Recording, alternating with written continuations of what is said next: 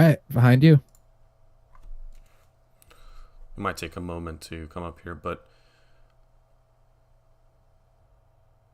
we are live, and I'm live with GingerCEL. His full channel name's GingerCEL Blackpill, and he's definitely one of the more interesting channels around in this sphere that, if I listen to a video, I'll listen to it twice or three times because there's so much content packed into it. And we'll be talking about one of his recent videos that is 16 minutes, but it could be 16 hours with the stuff he talks about. So, GingerCEL, do you want to give an introduction to yourself?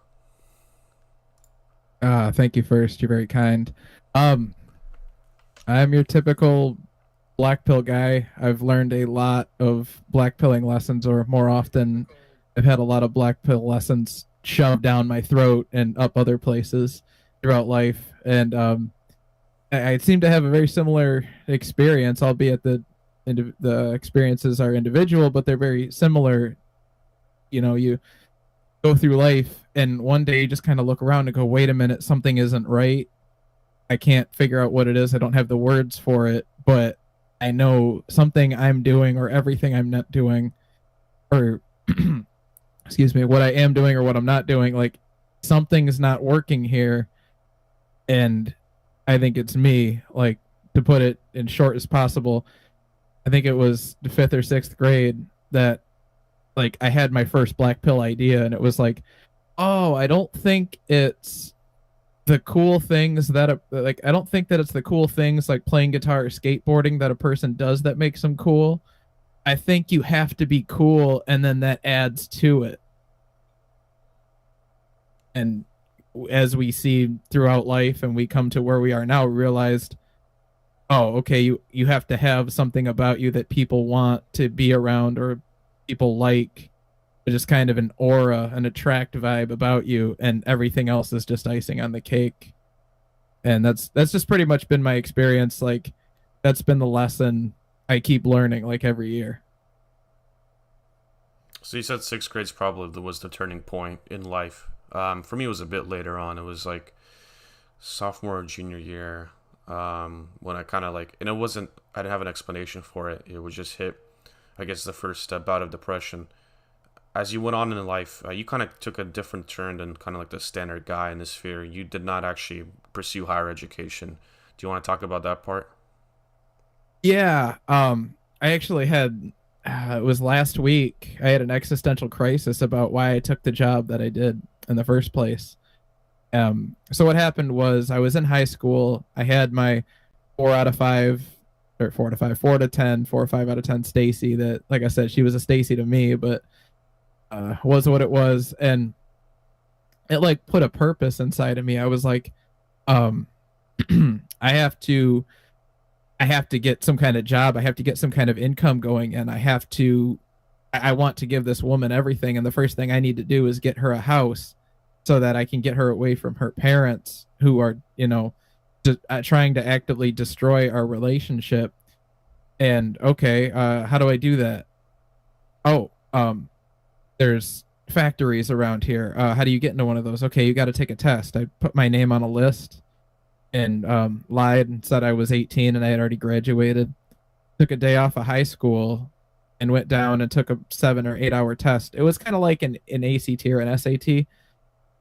And throughout all that time, I was like, okay, well, I'm not going to go to college. My meaning and purpose, or whatever, what have you, is this woman. Like, I have to prove to her family that I'm gonna make something of myself, that I'm not gonna be the loser that they think I am, or that I'm gonna be. And I scored top 3 on the test, and they called me a week after graduation and said, "Hey, we want you to come into this factory to build cars on the production line." And I was like, "Okay, like, there it is. There's my spot."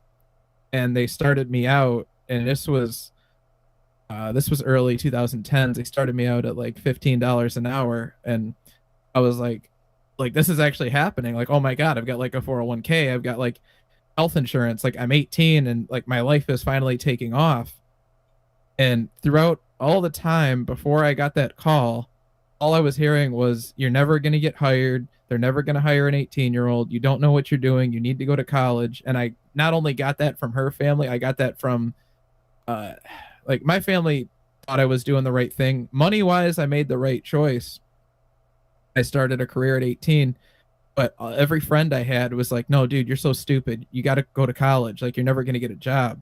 You're never going to like become anything." And I lost all my friends, and it was like, "Okay, okay, whatever. I will lose all my friends as long as I have this female here." And the relationship lasted when I went into the factory for about 3 months after that, if that. But that first 3 months of that factory job in the automotive industry was, I mean, the most crushing, the most soul crushing, like hardest thing I've ever done in my life. They throw you in, they don't tell you anything, they don't show you anything. You know, you got sirens blaring at you, going off for reasons you don't understand. Everybody hates you because you're 18, you're young, you don't know anything. You're not going to make any friends. Like you literally go into this depressing atmosphere and it's like it's okay. Like I'm a freight train. I can power through all of this. Everything it throws at me, the physical pain, the 12-hour days, the going literally from sitting in a classroom to for 6 to 7 hours a day to busting ass on a production line 12 hours a day. Like I got this. Like I'm in pain. I'm eating Tylenol like they're Flintstones vitamins, and I was like, as long as I gotta give it my all. I gotta prove to these people that I'm something. I'm going to prove it to them. I will be a winner. And it seemed like the further and further I closer I got, no, the closer and closer I got to proving to them that I was a winner, or I was trying to become a winner, the more they hated me. And it was like the more they actively again sought to destroy the relationship to the point where we ended up splitting up. And it was like, oh, okay, well, I'm still going to prove to everybody that I'm not a loser, whatever.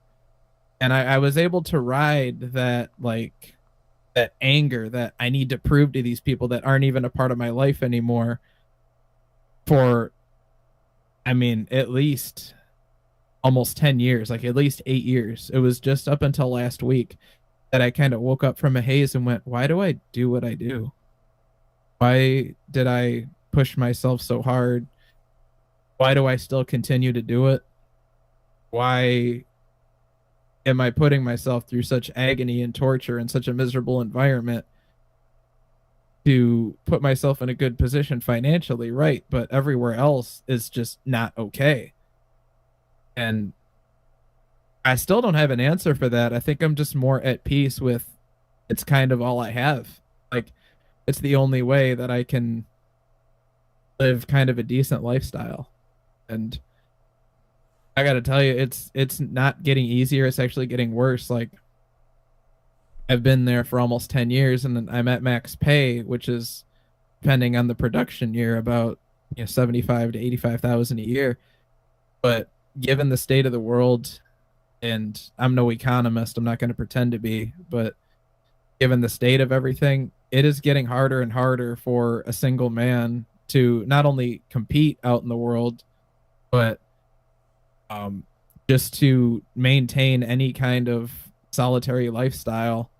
I tell you the truth, like I have the job in the industry the same way my dad did, and I mean we grew up just fine off of one income, and I'm kind of struggling to keep everything together, just me on myself on the same income. And again, I just kind of have to look around and say, like, why is this so difficult? What the hell is going on here? Yeah, so going back to your early life, you kind of almost had that boomer dream. You got a production job in manufacturing straight out of high school, which a lot of them did. You also had a relationship in high school, like a lot of them did. Like you almost like grasp this rope to climb up, but it slipped for you in the end. There wasn't, you know, there wasn't anything at the top basically for you waiting. But going back to this relationship, how did you start it out in high school? Oh, so I was a typical loser, like all throughout my school career. I don't, let me see. I could only get, I'd even get, but for some reason, what I could make sense of it, I was an easy target for the borderlines, the crazy chicks. They just kind of saw like, because I always kind of kept to myself. I always was a little bit quiet. Um, Always just kind of did my focused on my schoolwork, thinking, oh, all I got to do is focus on school, and I'll get in a good position in life, and this will be great. And I think they can kind of sense that, like with their predator, heat-seeking predator vision, like they see, oh, this guy is kind of he's quiet, he doesn't have many friends. I'm gonna see what I can get from him, and they like, I can say they throw themselves at you, but they involve you in their life just to kind of like play with their food, but not actually eat it. Um, but I not only the crazies, but I think I finally got like my first girlfriend junior year, who was a fat, trashy, way like lifestyle wise, like looks wise, she wasn't too bad, but lifestyle wise, we were just worlds apart. But didn't seem to matter. But this one like magic matrix breaking situation happened when I was a senior. Um, a girl a grade younger than me transferred in from another school, and we were marching band kids. And when you're in marching band, you spend time together before the school year. It's just you and the band and nobody else. And um, she was in a different section than mine, but I was a senior and I was a section leader, so I kind of always found a way to be where she was. Kind of had that, like I finally had a little bit of pull, and nobody seemed to question what I was doing. And we just started talking, and she was like drawn to me, like she was laughing at everything that I was saying, and kind of excuse me, kind of having a lot in common. We used to like sit on the bus together on the way to marching band, and like we just spent like all kinds of time together. And there was no chads around. It was marching band, for for hell's sake. There were there were no like mega athlete chads around, so it was just like a closed environment. And she sought me out as, I was a senior, the section leader. I had a lot of pull. I had a lot of experience. I knew a lot about the marching band at the time and how to handle situations. So I was kind of looked at with an aura of, oh, this is like a put together guy. When in reality, I'm only confident in marching band. I'm a loser everywhere else. So, you know, had our uh, moments together at band camp and everything. And then when we came back, like I met her family and we started dating. And then everything, like before the school year, like there was like 2 months left. That was like the summer of 69. Like that was just probably the greatest summer of my life. Like I got to feel like an actual person, like a Chad. Like I would wake up, see texts on my phone blowing up. I had a friend group all of a sudden. It was like night and day difference. Like I was a loser for 16 years, and then I'm 17, and all of a sudden, like bam, oh my god, like this is it. This is what all those like experiences are in those high school like shows you see on TV, where you always see the cool kids. You don't see any of the losers. Like I'm finally one of them. And I was I don't think I've had or will have a time like that. Like there was, again, because there was no responsibility. I had like money from an allowance. It was like $20 a week, and I was like, I'm fucking balling. Like this is great. I had my shitty '90s like um, compact sedan that my grandmother gave me. Like life was just like it was like all coming together. And I just have it three questions was. for you. Oh, go ahead. Go ahead. So, do you think there was an advantage in your situation that this girl she came in as a totally new person to the school? The second question would Yeah. be, you said like there's a friend group when you said the summer of '69 for you. You said there's like a friend group inbuilt. Did that come after the relationship or did that come before? And then the last question would be, there's this saying, it's better to have loved than lost, to have never loved at all. Would you say that is the case, or is the pain of losing this really good situation not worth it to begin with if you can't recreate it later on?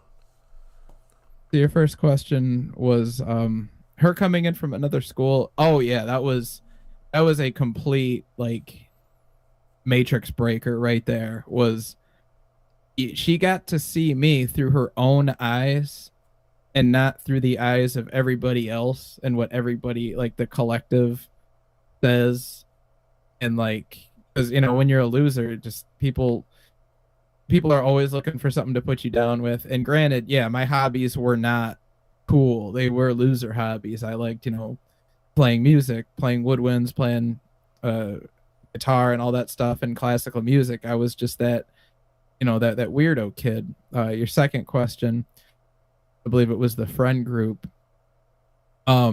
She actually like kind of pulled away from her friend group when she was trying, like when we were um starting everything. And then once I got like in, like once I like we got into the relationship together, then we started hanging around her friends. And it was like I was looked at as kind of like cool, kind of niche, kind of weird because I was older. um it was like I had a little bit of respect and age. Respect and age is a huge thing, and we'll talk about that in a little bit because that's just a ridiculous thing we can't compete with. And then third question, if I can remember it correctly, um damn it, I'm sorry, what was that third question? There's a common saying in all of society that says it's better to have loved and lost than to never loved at all.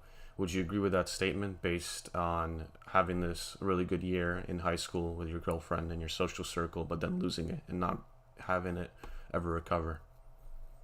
That's a hard one because there are days, there are my good days that I look back at everything and I kind of think like yeah, that was fun. Like that was, at least I had that. And then there's days that more often than not, like the good days are few, the bad days where I look at the situations like I know what it's like to be sought after. I know what it's like to have everything. And once it gets taken away from you by forces that are out of your control, you will constantly be comparing every one of your situations to how good it was for you. And then when you see um, people that may be better looking than you, have more money than you, or have a better social circle and higher social status than you, they have that everywhere they go and they don't have to try for it. Like you'll see it if you've ever had it, even for a week, even for a couple of days.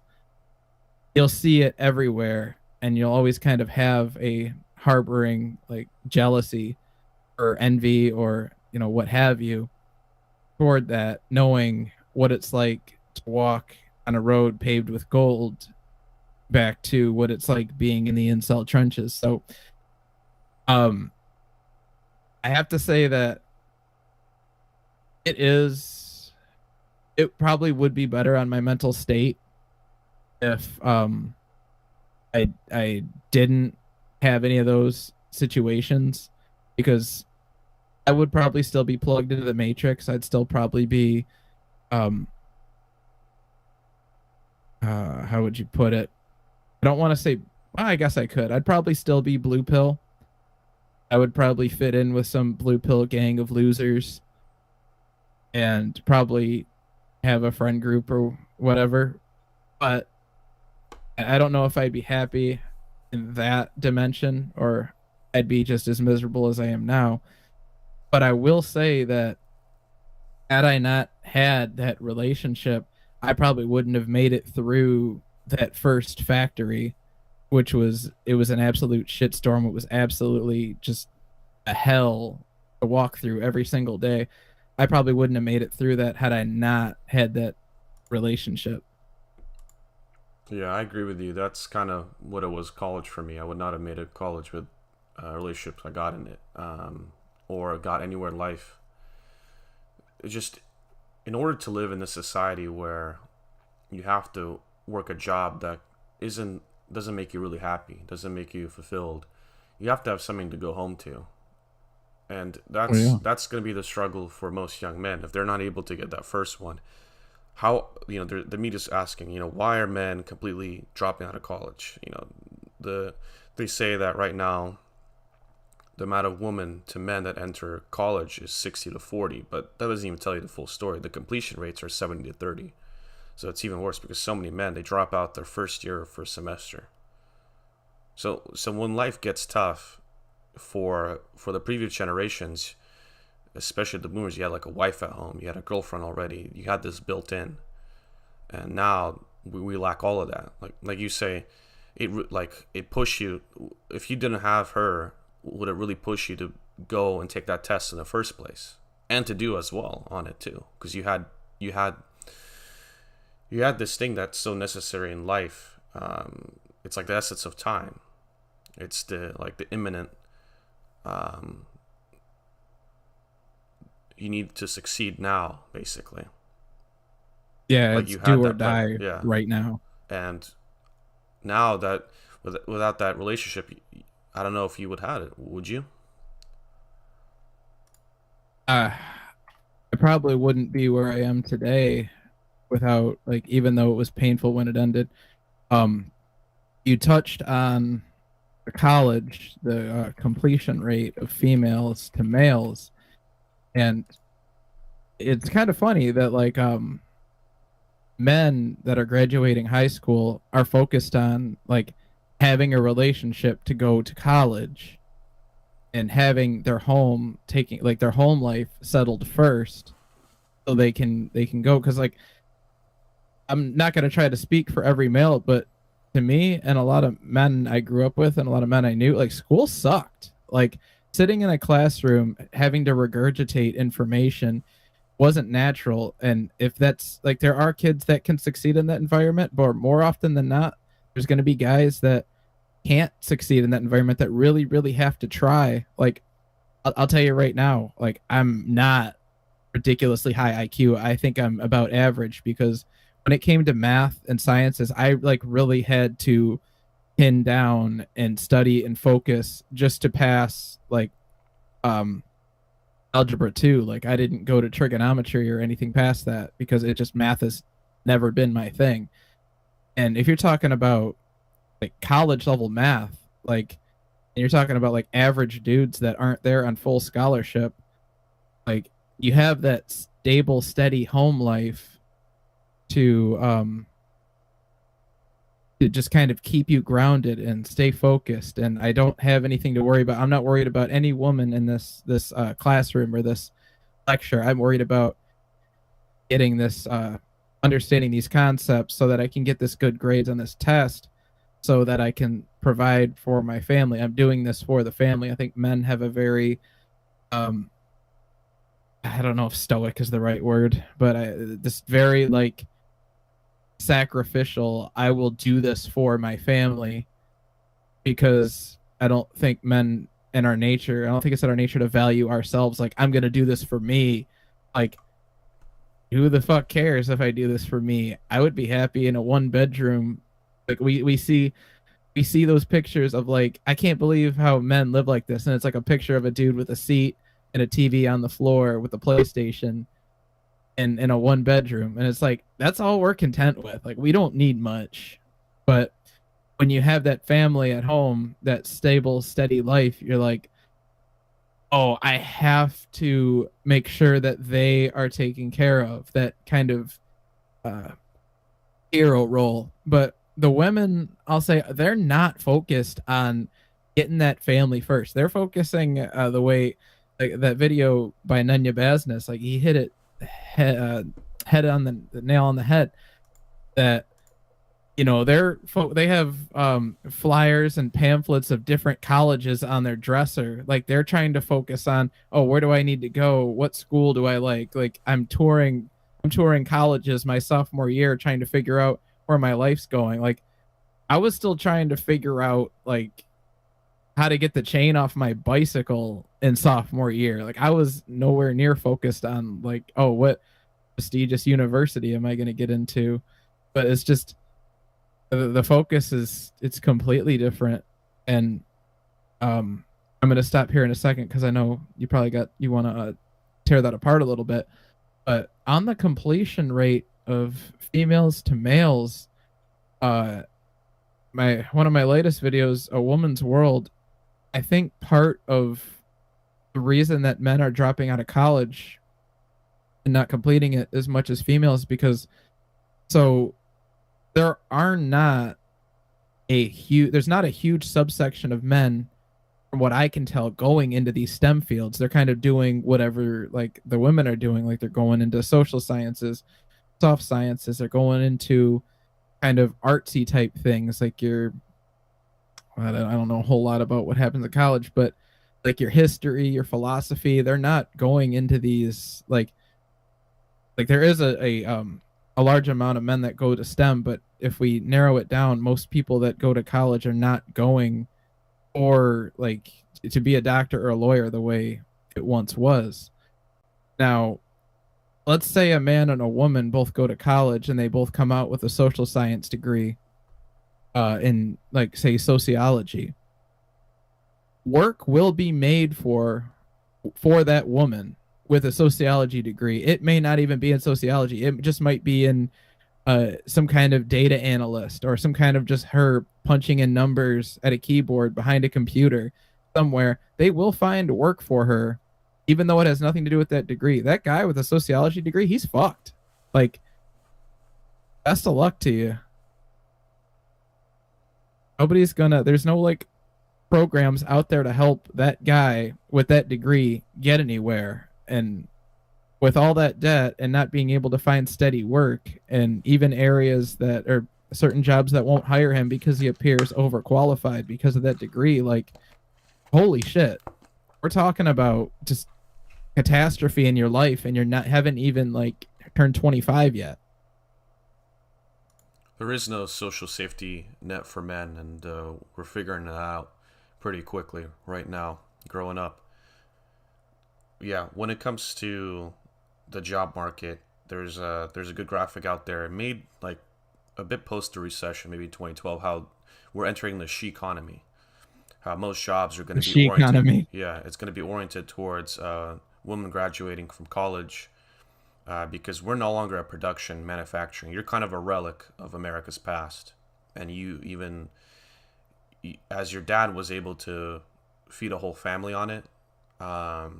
You aren't able to you can just barely get yourself, and it's not like a decent life either. It's not we're mostly depressed. The Homer Simpson, the Peter Griffin lifestyles are all gone. They're a relic of when they entered the mainstream of like 1980s 1990s. And going Agreed. from that, you talked about the technological change we experienced in the 1990s versus like the early 2000s and how things have really stagnated. And I definitely agree because I lived through those eras. And it seems that what's going on now in society is that we've picked all the low-hanging fruit. And now we're just at the margins trying to, because the new religion of society is not, we've had this death of God. And now the new religion is endless progress, is that look, things are going to get better and better and better technologically, and that's how we're going to cope with the reality of existence. But that hasn't been, at least for young men, that hasn't been the case at all. Things tend to get worse and worse and worse. So, what do you think of this topic?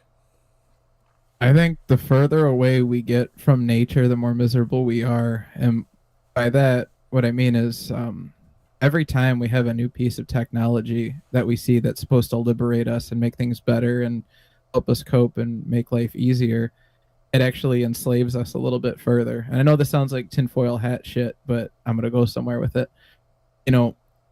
We invented the automobile so that, oh, this will bring people together. You can drive to go see your distant relatives. You can drive to work.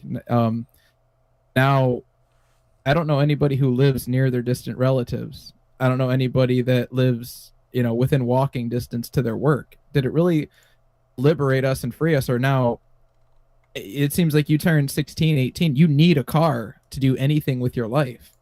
Did it really liberate us, or are we now slaves to the automobiles and all of that? We see that with the smartphone. Remember, like when I was in high school, like I wasn't one of the cool kids, but I thought I was one of the cool kids because I had a smartphone like before a lot of people, and I was like, oh man, this is cool. Like the internet, like everywhere at all times in your back pocket. Like I'm free to do anything on the internet. I can pull any kind of information that I want out of anywhere. And now you need a smartphone. You know how many people I see like on their phone at their jobs as part of their job now? Again, did it free us, or did it enslave us to now, okay, you need to have a smartphone with a 200 gigahertz processor or whatever that costs you an arm and a leg, at least, $1,000 to $1,200 to be able to make 4 phone calls at once for your business job if you want to get anywhere in life and try to compete. In terms of like technology, they keep designing it and pushing this quote unquote progress that it's everybody's miserable because we're humans did not evolve with the smartphone in their back pocket.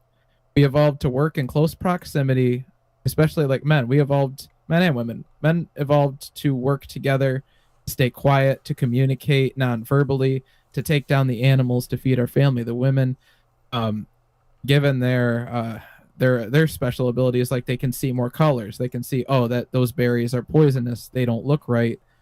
The hunter gatherer, like we need to gather and work together and speak so that everybody knows, okay, what to pick and what not to pick.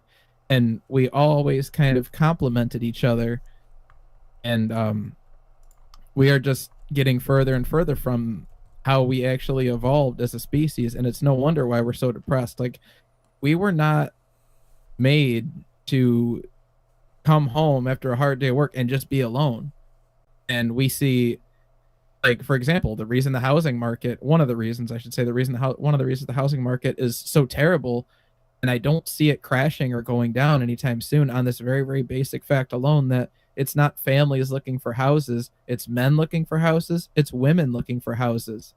It's men trying to get the house to attract the female, and it's females trying to get the house to one up her friends. Versus, it's like we're divided. There's something somewhere, I don't know what, is dividing us so that somebody can make a profit off of it by two people taking out loans and paying back these loans to pay for these houses, rather than man and woman coming together and trying to have a decent life, and trying to work together. And I kind of lost my train of thought. Yeah, you talked about how we're in this form of slavery now. For me, it seems that the population is all well too conditioned to accept all this slavery. If you look at it, what's going on with current events, especially. Yeah, that's a really good point about what you talked about, the distance. It seems that a lot of American families, we're both Americans, so we'll just say about America, a lot of American families are really split apart geographically. They will be from Colorado, Denver, and they'll send their kid to a marginally better university in like Boston. And then they'll have aunts and uncles in Detroit, Michigan. And then it's like, then they'll have like it's all over the place. You look at the logistics line of people now, and it's all spread apart. And we have kind of been conditioned to, kind of like the Japanese, to live these solitary lives of nothing but work, cheap entertainment, and kind of no meaning. It is drastically reducing life expectancies for men, and also just quality of life. What your dad did with the same job you do now is just impossible. Not only economically but socially too. There's no inbuilt social safety net for men. In your newest video called Woman's World, you talked about women just fail up. They have all these, no, if you think about it, they really do. It's true. Like you said, juggernaut law does not end at just the attractiveness of a woman. It and I've seen this so many times too. Like, you brought up many examples, and I know you have many more. There is like as a woman, like the more flaws you have, like you can smoke cigarettes or do this or be a drop out of society, the more men will pursue you. I've seen this because men, they feel more secure pursuing that. The lower a woman is socially, looks wise too, to a certain extent. And yeah, like if a woman's a loser, she can just get pregnant and have a kid, and she'll get the same status as a very high status lawyer guy or scientist when you look at social media. You know, that's why couples like that have one kid, they kind of pressure to do it again just because they lose that like the baby fever everybody around them. Like you start to matter for all of a sudden, especially as a guy. You kind of get the second hand social boom from that. So yeah, it's a total different experience, and I think that's why men and women can't come together. We have one is just in a state of constant abundance, and one is men don't even have the the shortage mindset, or there's nothing like there is no like there's nothing. It's not like there's crumbs. There's nothing now. You know, that's the thing is there's really nothing for us. There is no social safety nets. You can end up like this, and even your parents will not really discuss it. I've seen, you know, it depends on the parents, of course. Oh, boomers don't understand anything. Yeah. It's anybody that, and it as never having been fit into the environments that I've been in. I always thought like I fell into the lookism. Oh, I'm ugly. That's why I don't like. I went into a factory, which is like a 30-plus-year-old job. Like there's always like 30-plus-year-olds. Like a lot of I work with a lot of 40 and 50-year-olds that are there to, we're all just there to make money. And I always thought, oh, it's because I'm ugly. If I was more attractive, like no, it's because I'm young. Like I don't know why our generation were just hated, dude. Like, yeah, okay. You see millennials all over the news, like all over Facebook, and you see like, yada yada this, give me that, give me that. And but that doesn't represent the entirety. That you're only seeing like I almost feel like there's a reason you're seeing like only the worst of the millennials, but there's a lot of us out here that are trying to make it, and we're getting told just work harder, and it's like you don't understand. We're not accepted by like a lot of society, a lot of millennials. You go into a job with older people, I don't care how nice they seem to you, they are going to work against you, or they may not work against you, they're just not going to help you. It's like I said earlier, like kind of there's a tie with respect and age. And when I was growing up, like when I was little, it was just like, oh, you're just a kid. And then I was like, okay, I only have to put up with this for so long. And then I was like 18, 20, you're just a kid. I'm almost 30. And for some reason, to these old fucking boomers, I'm just a kid. Like, when does that end? It's not going to. The boomers just don't seem to understand. Like, I don't know how many more times I can explain it to my dad.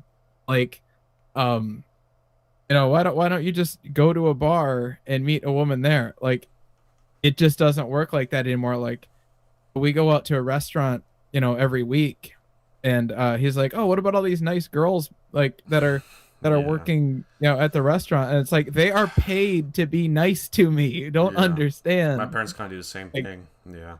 What I meant was the scarcity mindset, not shortage mindset. I missed that word.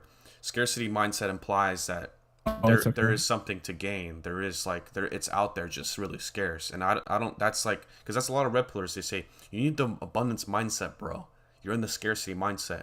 The scarcity mindset doesn't even exist because there is no there, like scarce. Again, it implies that there is something, but it's just very scarce. It's like we don't even have that something. It's not really out there.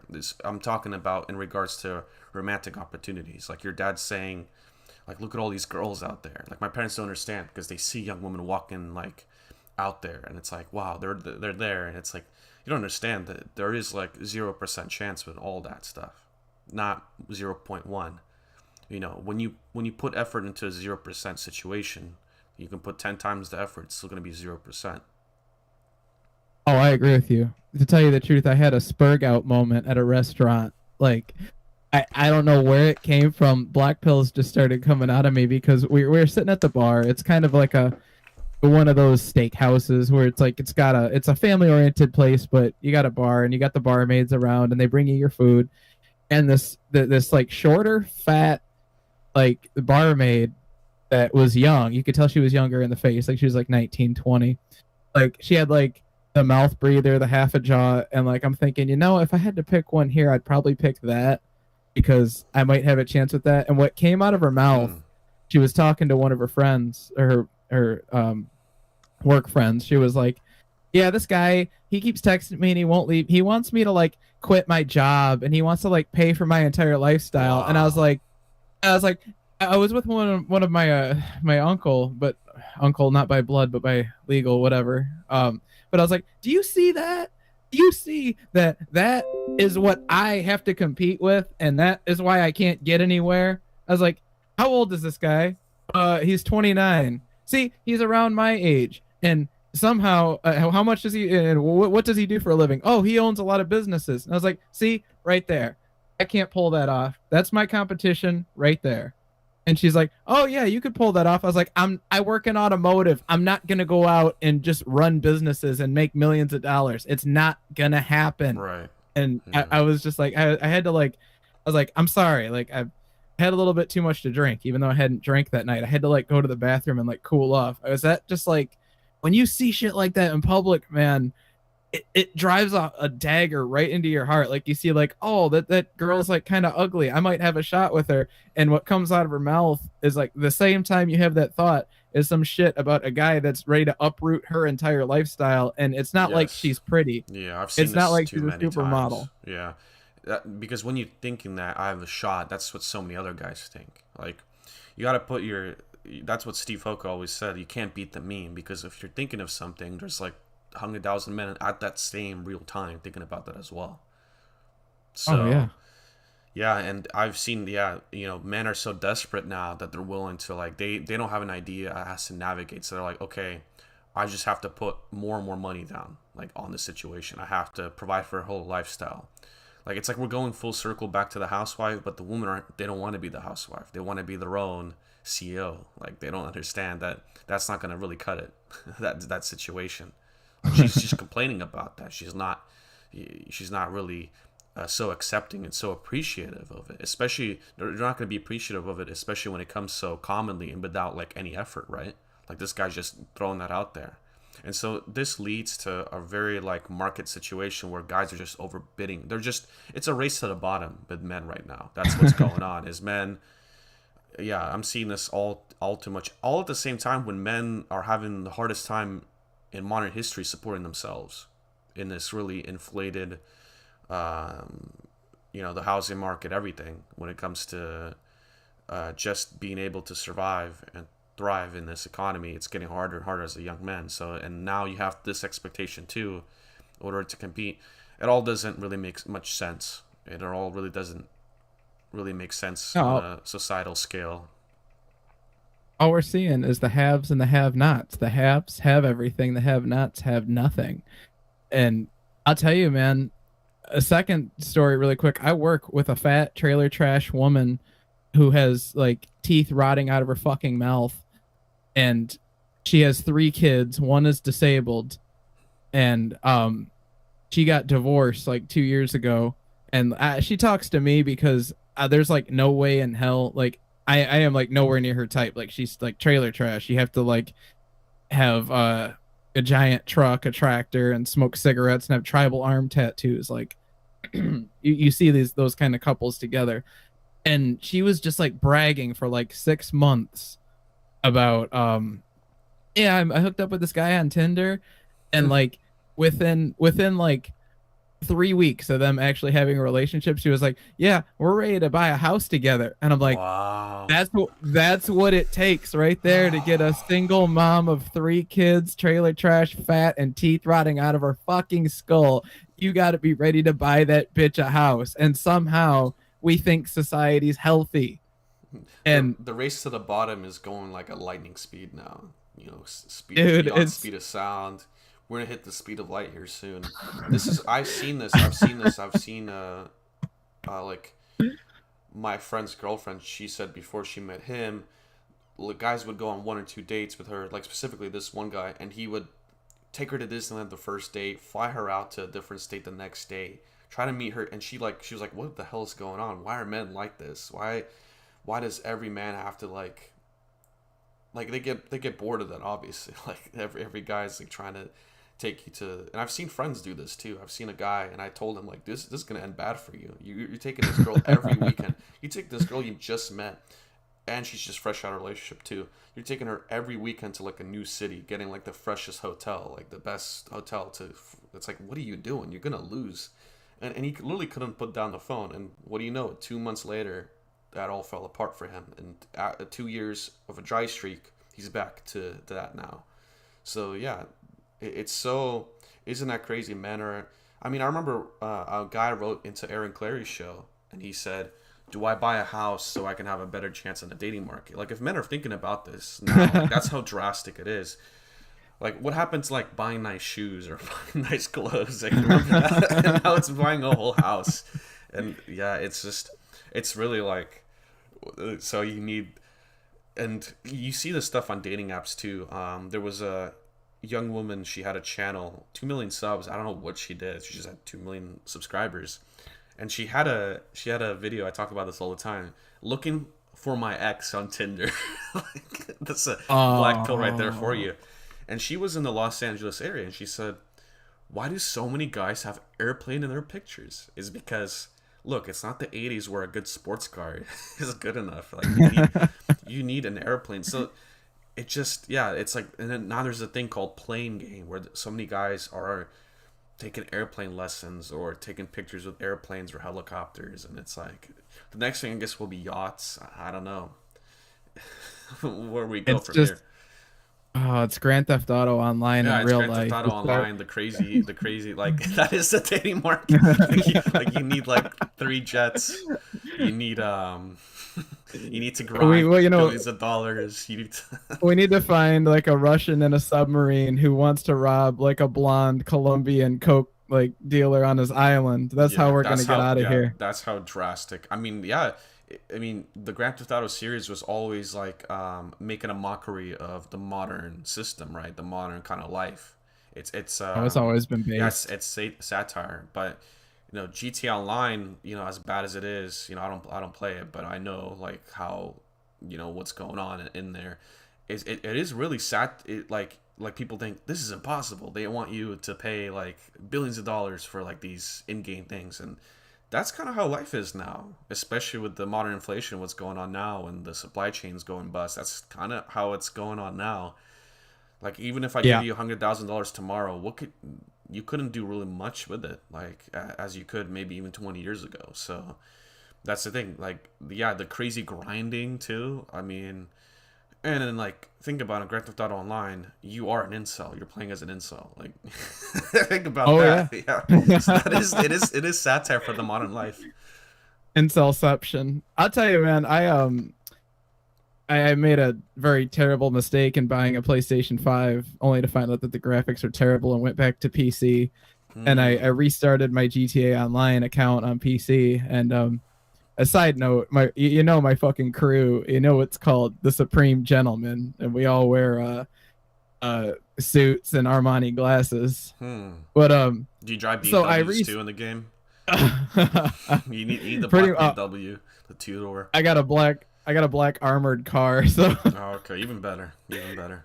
oh yeah. But no, dude, I started out again, and when you start out with nothing, and I started making like observations, and I know I'm like having autistic moments about a video game, but I started like realizing, holy shit, this is just like life. Like I restarted, I got nothing, I got no money in my pocket. I'm getting blown the fuck up by oppressors every 5 minutes, every try I'm trying to get somewhere, and it's like, oh my god, like I am literally fighting against people that have their mom's credit card to get the best weapons to start out with all of the best of everything.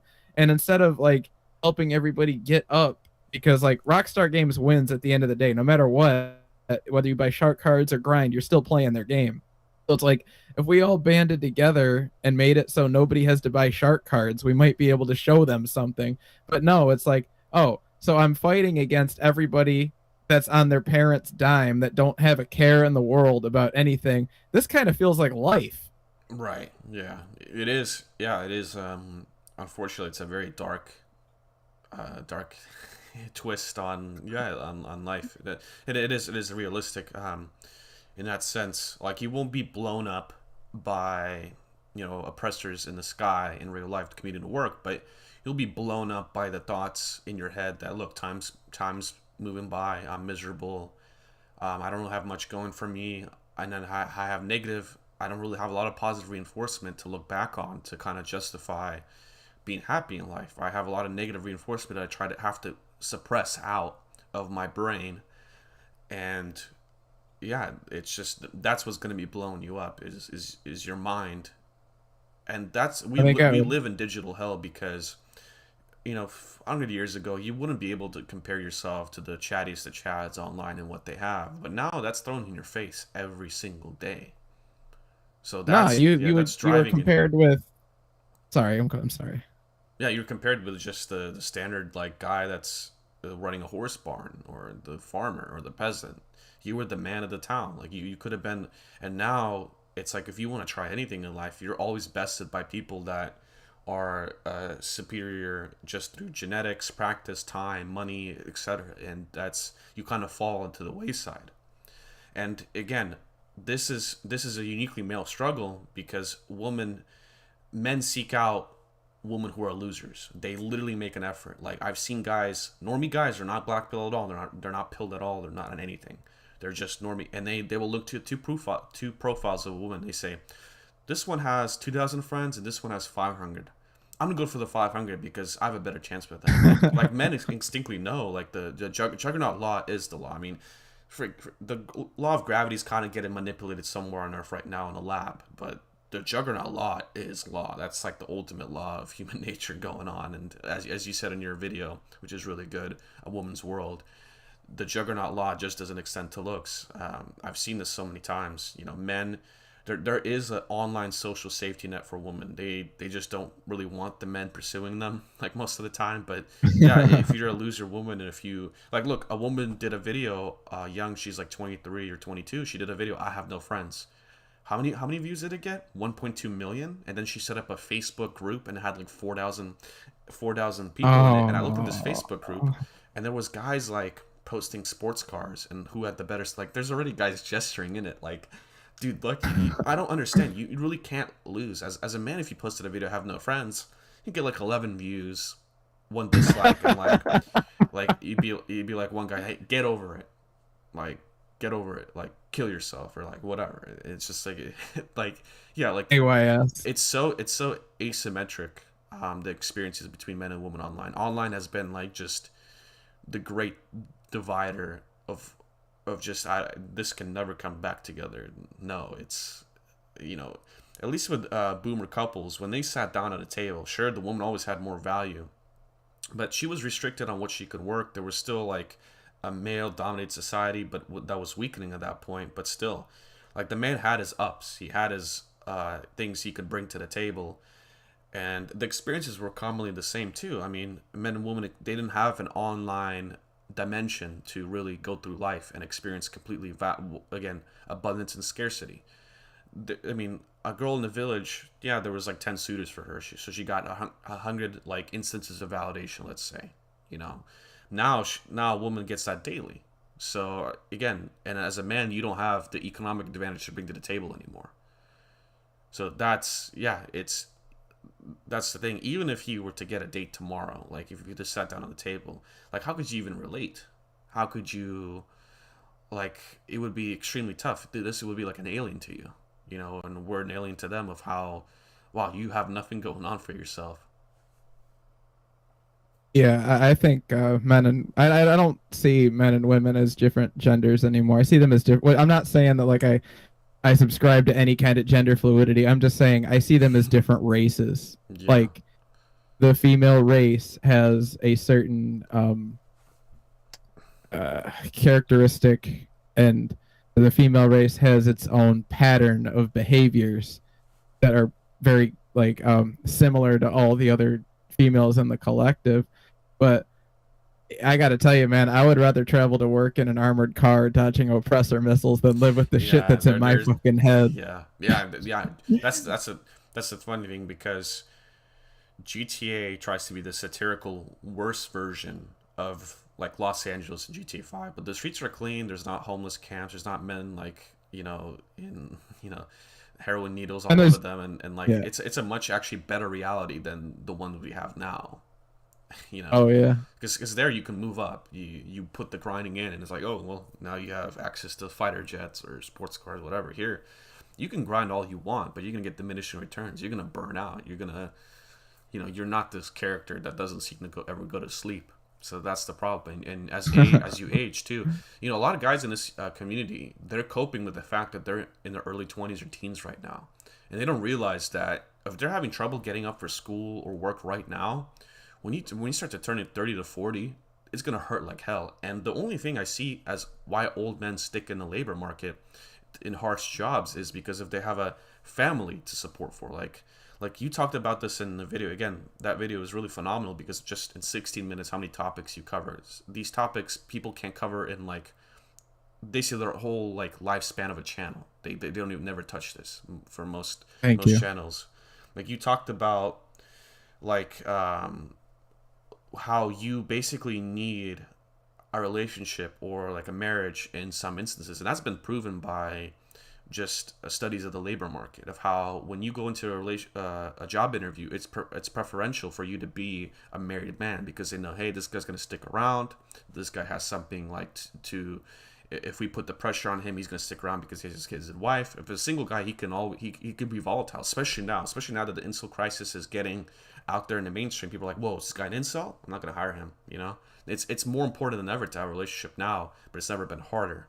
But for when it comes to a woman, they want the woman to be single. Obviously, why? Because there's men that are going to be thirsty in the office environment, and the hiring manager will see that as maybe a potential. If he's man, you'll be see that as a potential like future suitor, maybe I don't know, or a significant other. Like, so there's all these built-in advantages, and like you talked about, you can't move up in your current field because you lack that. You can't bring a like you don't have that. You're not married basically, and all these people they expect you to be married to have a relationship. But I see that in all venues of life, like being a single male, like you are way more suspicious. People don't treat you as kindly.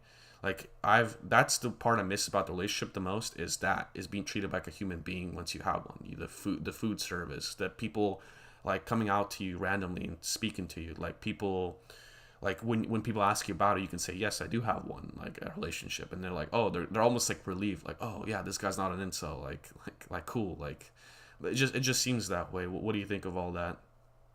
Oh, people don't want to talk about you. They want to talk about your girlfriend and what Yes, she's yeah. doing. Jesus, yeah. Oh my God, yeah. I mean, when you're seen out in public as a single man, like you don't feel it. Like I'm fortunate enough to look like a young cell. Like I don't spend much time out in the sun, and I spend most of my time inside. So I'm aging quite well. Um, but back on the guys aging really quick, like you are like I'm almost 30 and I'm constantly focused on my health because everything fucking hurts. I work manual labor and everything hurts. When I wake, I have to I keep like I have a pretty really good track record at work because I don't run late, but I am been cutting it closer and closer and closer because I just can't pull myself out of bed because of how everything hurts. So like I've got to run, I've got to exercise. It's like my relationship is now with my body because I have to. I'm almost at 10 years and I've got to go at least another 20 years if I want to think about Jesus. retiring. And it's like I'm almost 30 and like I said, my health is my relationship now because shit's starting to fall apart. But Jesus. I got to tell you, man, a relationship with a woman is like nature's heroin. And I'm not advising that everybody go out and try to get a relationship right now because we know the dangers of like, post Me Too era. We know that we know the black pill. We know the that men and women don't have a romantic uh pairing. They have a pragmatic pairing and that we have nothing to offer them. Like men have no value in today's world besides serving the industries that a female isn't even aware of. Like we have to climb the towers and make sure the internet works. We have to be in the sewers making sure that Princess has running water for her face mask in the morning. We have to work on the airplanes in the 100-degree weather and the turbines, making sure that she can get to what Lamprey Milt likes to call infinite Disney. Yeah. Like, we are responsible for holding up their entire lifestyle. And the funny thing is, like, we do all the jobs that hold up their lifestyle, get paid for doing that, run and go give them the money that we're getting paid Exactly. so to keep their lifestyle going. And it's just like, I would love to see more. Like, I think we are seeing more people wake up, but I don't think it's enough, because we can look at, our small pocket of the internet and say, oh yeah, men are waking up. But like I said in my video, man, you're not gonna get a woman to not want Chad based on her nature. You're not gonna get a man to not protect and provide, or want to protect and provide for a woman, because that's his nature. And Even when it's detrimental to him. even when you're aware of it, even when, like, I know all this black pill shit, dude. Like, I have all the knowledge in my head. But when I would go jam skating and a woman would look at me and show a smile, it all goes like right out the fucking window. It's like, okay, I got to go out there and I got to impress this woman that I don't even know if this is going anywhere, but it's like all the feel good hormones and all the feel good chemicals just it just hits. It's like that natural dopamine, and you feel it. All of a sudden, the pain in the knees goes away. You feel like, holy shit! Like, all I did was get like looked at and smiled at, and I feel like I could take down the fucking wall right now. And it's like, but understanding all that, like, I'm way too burned and too jaded from all years of bad relationships to ever feel comfortable getting close to that kind of person again. But it's like, what the body does, and it just shuts the brain down. It's nothing short of, like, it's a miracle. Yeah, you called It's it a heroin. drug. Yeah, you called it. Yeah, Yeah. it's the drug that all men are addicted to, and it's unfortunate. There's a good channel I told you about called Travis Blackpill, and I think he's going to be the gold standard for 2021. He's definitely, in my opinion, the best. It'd be you or him. One of the best channels, Probably him. or not the best, because his best video is the one-itis video. It's almost an hour, and he talks about, basically, he got kind of screwed over in a relationship. It wasn't even a relationship. It was like the ideal relationship, like a potential relationship, through a video game online. And this girl was in a different country, and just like hearing her voice and hearing that conversation, like, gave him like the life fuel he talked about, like the little life fuel. And we all experienced that. You talk about your pain, which is kind of devastating. Like, it hits you much earlier than you think. I mean, you're not even 30 yet, and like, if you had this stable relationship, let's say you had your girlfriend from high school, like, I bet you that pain would be muted by, it'd be 10% of what it was, 20% of it. That's what keeps men going. And a lot of these guys in the community, like, we really, the amount of black pillars truly in the black pill community is not that much, the full black pillars, because there's still all these young guys. Well, screw college, I'm gonna be a laborer manually. And it's like, yeah, good luck with that. Good luck pushing yourself through once it start hurting. Like, yeah, good like fucking luck. Yeah, we have this, like, everyone has this idea. I'm like, the way I'm in at my 20s, the way I feel now, I can get up and nothing hurts. That's the way it's gonna be. And it's like, no, dude, you're gonna hit that wall. Like, there's like the male romantic wall. And there's gonna be another wall to hit, and it's like, and you're gonna have nothing to keep you going. Like, your parents are gonna die. You're not gonna have this relationship to keep you going. It's really what keeps men going. That's what I discovered through life. And if they don't have that, they're gonna try to find ways to cope. But each cope has its end too. You just can't go on forever doing this stuff. And it hits like it's hitting you right now. And that's, you say you need 20 more years to retire. I don't think any of us are gonna hit retirement. My retirement is the end of a barrel of a gun. I mean, that's just the way it is.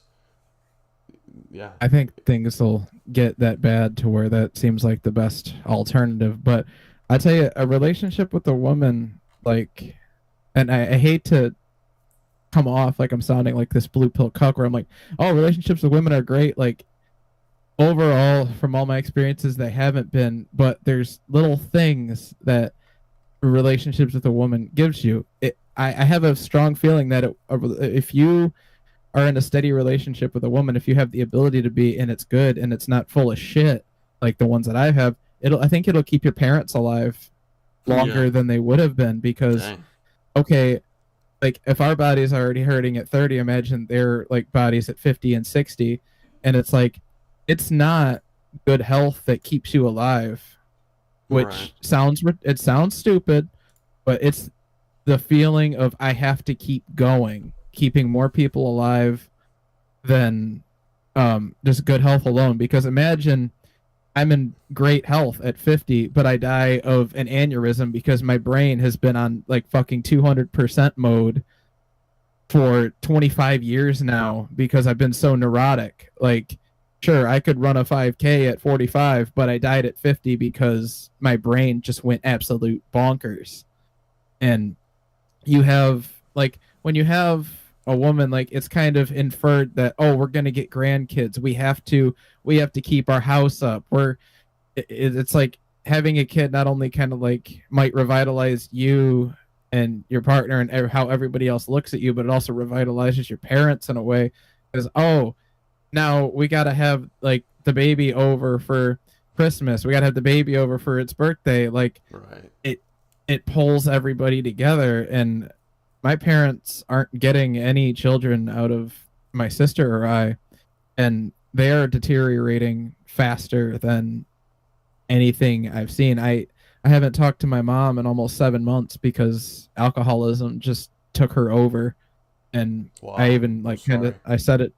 It's all right. I said it. The last thing I said to her was, "I love you. If you want to be a part of my life, you come to my door with papers from a detox clinic at the hospital. You come with papers that you have gone through rehabilitation and a 30-day Alcoholics Anonymous chip. I will bring you back into my life. No questions asked. Open arms." And I don't know what it is that's just like keeping her on that bottle, but I have to imagine because my parents are getting divorced too, Shit. and it's just been a lot of shit that's just been going downhill. But um, I gotta say that the thought is constantly lurking in my brain. If I gave them grandchildren, would all of this happen? No, Would it probably. Well, grandchildren? we don't know. We don't know. Maybe, but That's true, but it. Yeah. I'm gonna think that if they had, because like my sister and I were the only reason that they stuck together. It was to stay together for That's the how kids' most couples abusive stick it. Yeah. relationship. Yeah. Yeah, Exactly. where everybody suffers. So maybe if I would have had a kid to stay together for the grandchildren because we can't put little Junior through this, then you know what I mean. And it's like that's a burden that maybe I'm overthinking it, but I think people that don't sit and think about all this, like imagine maybe that's a reason why the male suicide rate is so high because the parents get split apart after you turn like when you're almost 30 and it's like what the fuck did I cause this? Because a lot of times men want answers and a lot of times we point the finger right at ourselves. It's just who we are as beings, and it's like I feel like I'm always going to live with the guilt of did I cause this by losing that like my last relationship and not giving grandchildren because women, especially my mother, was always pushing that when are you going to give me grandchildren? When are you going to be grandchildren? And I used to think, oh, you're just I'm a red pill MGTOW. You're just doing this to try to control me because see guys, women just want to control all men, not thinking when are you going to give me grandchildren? I don't have a reason to live. Please give me a reason to live. Like, Right. and I'm not saying that's a good enough reason to have a child, but I think there's more going on than just uh, what the red pill and everything that we were taught on the internet has shown us. Yeah. It seemed like we were led astray and to the detriment of many men's young years, which are so critically important. Yeah, when it comes to grandchildren, I do think they are a uniter because what there's like this effect that happens on social media. Like if it doesn't matter who, it doesn't matter how bad the people are or what they how much of a loser they are. If they have kids, like the whole community explodes like around them. Like, oh my god, you have such a cute baby, this and that. Like if you're working around like coworkers and like they're middle aged, like all they talk about that's their primary objective is their kids. My kid, like he talked about this again in this great video that really like went over so much in 16 minutes. The woman's world is that they always have this excuse to be late. Is my kids, my kids, my kids, my wife, my wife, my wife, and if you're a single young male, you don't have those excuses. You don't have like, and like society expects you to have those excuses. Like you see in Hollywood, like don't kill me, I have a kids and a wife, and it's like okay, so if you don't have that, I can just shoot you in the head. Like Exactly. it's like yeah, it's really like unless you're a man with a viable relationship, you're not seeing anything as dirt but dirt in this society. It seems. Yeah, but yeah, the grandchildren, the people having children, like there is this network effect that happens where people like worship you for that like couple months, like when you have your newborn, and then like once couples like lose that, they seem like to like want to have one again just to relive that like being important, you know. I'm not saying that Yeah. I'm not saying that's like wrong or anything. I mean that's how it should be in normal societies like that. But it's like when you don't have that, you're gonna be completely juxtaposed to what's going on there. Like because you exist in the same realm as them, you're being compared to them. Because people have this apex fallacy in life. Your parents will be like, well, this guy had kids, why can't you? You know what? This guy had grandkids. I bet you they did that at one point or something. They found somebody to compare you to. That's what people like to do. So yeah, My parents have always compared me to my sister, not outright, but in a way that I've never been good enough. She was an academic. I could just never compete, and I'll just say, okay, it's probably because I'm retarded. It's probably because I'm slow. Because I don't want to run around and say I couldn't compete with her because like I know that it's a woman's world and like the world is made to make sure that women get ahead. I just don't want to. I don't want to run around pointing fingers. I'll just say, no, I could never compete with her in academics, and it just is what it is. I think it's healthier just to say, like, yeah, I'm just probably retarded. Like, fucking deal with it. But yeah. There's also we know in this life like it seems like there's a catch 22 going on. Is that to get a job you need to already have a job, but to like they require job all the jobs require job experience. yeah, But you need you need to get a job in the first place to get job experience. So it's a catch 22. That's not as vicious as what I see in life. Like the best predictor of you having relationships is if you had a frequency of ones in the past. Like that's the best predictor. Like past success is predictive of future success, and also like the best way to get a relationship is to already be in one. Like you're like people want to, especially women, they want to see pre-selection. They don't want to take the risk, biological risk or anything to like to validate a man based on his status. That's why like I mean it's always been that fact is, and I think that's what's going on also what you talked about in the job field. You can't move up because that's such a pre-selection when you have a girlfriend or a wife like that. Okay, this guy's good to go. Oh, okay. Because if you don't, even though it's becoming more and more, men can't get it, as especially young men. I commonly say, Pew Research puts single men 18 to 29 is 51%. So more men than not are actually single. And then in the UK did a study for 2021 that 66% of men, only 34% of men had sex. So in that year, so that's 2 out of 3 men. So we're hitting critical, like especially with the Zoomers. But that oh, expectation those still poor stays. Zoomers. Yeah, that expectation still stays. No matter what. It doesn't matter that 80% people don't have it. You better have it. You better be one of the ones that cross the bridge. Like that's what it seems. Oh yeah, and I tell you, man, the best way to get a woman is to have a wife waiting for you at home. Yeah. That's just unfortunate, but um, we were talking about having a relationship being out in public. That's like a multiplier. It's like oh, okay, everyone treats you better. I can't imagine like having a woman and a kid like out in public.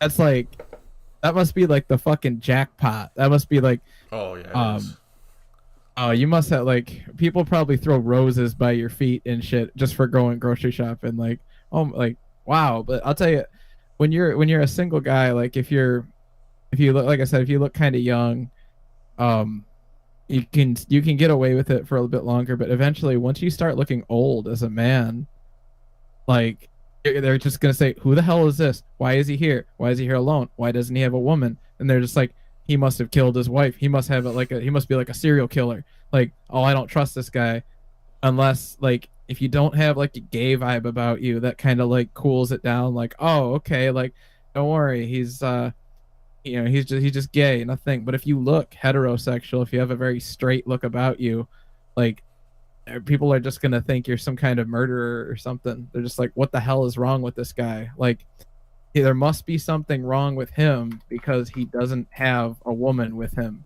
And if women don't like him enough to be around him, even at the grocery store, I'm not gonna like him either. It's that collective mindset. Yeah, and now that we have this, the insult things kind of coming out to the mainstream, they're finally acknowledging it. Look, it's just funny to me that Tim Pool, Jordan Peterson, and Scott Galloway going on the news about it.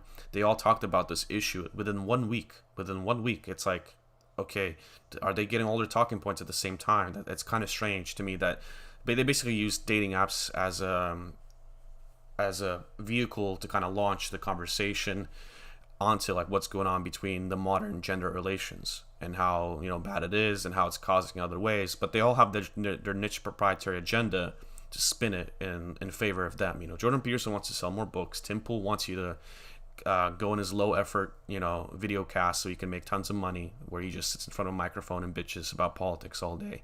I mean, they have their all agendas as to how to spin the incel narrative, so they're not going to really talk to you about the full truth of it. At least they're acknowledging it, though. Scott Galloway was the best. He went on CNN and he said, the most dangerous thing society can have is a bunch of broke and dateless men or single men. That's how he ended it. So he actually had the best out of all three of them, but they still did it all in the same week. So this issue, but that's the thing is, it's gonna. People think like once this issue is like all acknowledged by society, that's gonna be good. I'm not sure about that, because again, the more like the incel terminology gets into society, and the more like people understand it, like the more suspicious as a single man you'll be. Like, oh, that guy's an incel. Like, is he gonna shoot this place up? Is he gonna like? Even though most men are gonna be incel, the normie is the incel now, but it's still gonna be. It's still going to be such a negative. You're going to be so suspicious, and people are going to avoid you just for that. So yeah, there is no way. I'm not sure. It seems to be going that way. But I want to kind of switch topic to another video you did about you going to a football game, a tailgate thing, and kind of what you observed in real life.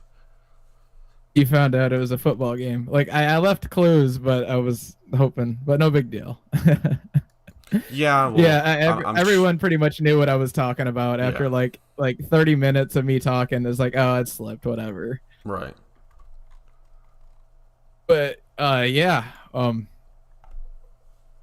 that that football game I went to, like I'd never been to it. I'd never been to a college football game, and I was like, you know what? Once this COVID shit passes, like I'm doing that. I was a marching band kid. I want to go see what I missed out on. I want to go see a real um, marching band and see how they did it, how they do it. I want to see their forms. I want to see the football game. I want to sit inside the giant bowl and just really take in. It's something that I would never ever do in a million years, and it's like I'm starting to do all that shit. And when I went there, like I was like, man, I'm gonna see like Chads and shit everywhere. And I was like, these are normies. These are normie tier. These are normie tiers with friend groups. These are, we walked through all the tailgating areas, and it was like, these are all normie people with families parked here around other normie groups, playing games, barbecuing. And it was like watching the game, and it's just like, what the hell's going on? And then we got to, we saw everything, and I was with my family. Oh, we all went. Well, not my mom for obvious reasons, but we went there, and they had a display. They had an attractive woman outside of a car, and I went over and looked at the car, and I was like, hey, I'm an automotive, and you want to use these situations to try to practice your social skills, not because you're going to try to use them on a woman, but because you, as an incel, you already have a target on your back. So you should practice your social skills in the instances that you can, just to get kind of muscle memory so you don't ever come off as weird or a spurg as much as you can. But I went up to her and I was like, yeah, I was like, what's the MSRP on this thing? And she's like, oh, it's like 68,000. And I was like, yeah, that's a little out of my pocketbook. And she was like, you want a picture with it? And I was like, nah, I don't really have a face for the camera. She was like, oh, yeah, I disagree with that. And then my dad was like, see, you gotta like stop thinking like all this negative That's pretty shit. good Like though. you said, You're obviously socially like you don't have like have this communities as autists that sit in the basement, but and then a lot of people want to say that's all the incel community is, but you're clearly like very socially well adapted because you're able to kind of like adapt on the fly with these. You soften the conversation, so obviously it just shows you that you can be socially viable in society but still end up this way. But I just wanted to point that no, fact you're out. fine. I think a lot of incels are actually better at social situations than even normies because we learn how to read people. We learn how Yes, to yeah. read their emotions. You learn how to play on if someone says something depressing, you learn how to cheer them up on the spot. But yeah, my fucking dad, he was like, see, you got to get off of this negativity shit. You just got complimented. I was like, it's like I don't even know where to fucking start, man. You got a literal saleswoman Right. standing outside of a $68,000 vehicle. Why would they not? What was she gonna say? Yeah, you're fucking ugly. Get Yeah. away from this It's car, you just it's piece just of shit. grasping for straws. I mean, like when people say that, like of course you want to like that's a natural normie thing to do. Is just soften the blow, right? No, I don't think so, right? Like yeah, and then yeah, your people around you will grasp for straws. See, it's all in your head. it's It's it, like, no, no, yeah. no. And just we come off as it's like you can't talk about any kind of black pill or incel thing with any kind of normie. And I know I'm getting to more on the football game, but I came to the conclusion that you got to remember our parents aren't going to get this because they are normies. They were Right. able to somehow get a relationship, somehow pop us out. Like they're normies. They could never understand the incel life. But yeah, we got in there and we all squeezed in like sardines, and I'm watching the football game, and like it was an awesome display. They had like all kinds of theatrics going on, and I'm just like I'm like feel all these feel good chemicals. I'm surrounded about around a bunch of like cheering fans, like this is a good place, and all of a sudden it hit me like a fucking ball of lead. I was like, student section on the camera, these are all normies, and there's a lot of women around there, all like they're all around normie tier. These are like Becky's and Stacy's all huddled around the normie guys, like on the jumbotron on the like they keep panning back to him because it's a student section. It is what it is. And then I keep looking around and I'm like, I see all these couples and they are like the older versions of the normies over there in the student section. These dudes are not attractive. Like there must be something tribal with this I went to this school kind of thing going on. And I have all these memories and I have all this. Wait a minute. It has something to do with the social circles. Uh, did I make the wrong choice by not trying to like go have a social circle in college? And then I was like, okay, just try to enjoy it. And I'm like watching the footballers, play the game, and they keep showing them on the jumbotron. I'm like, how the hell is that guy 23? He looks like he's 35. Like these guys are so much younger than me. They have 5 times the body, 10 times the fucking like social circle. They're on the jumbotron. It was like, and people are paying hundreds of dollars to come watch them play.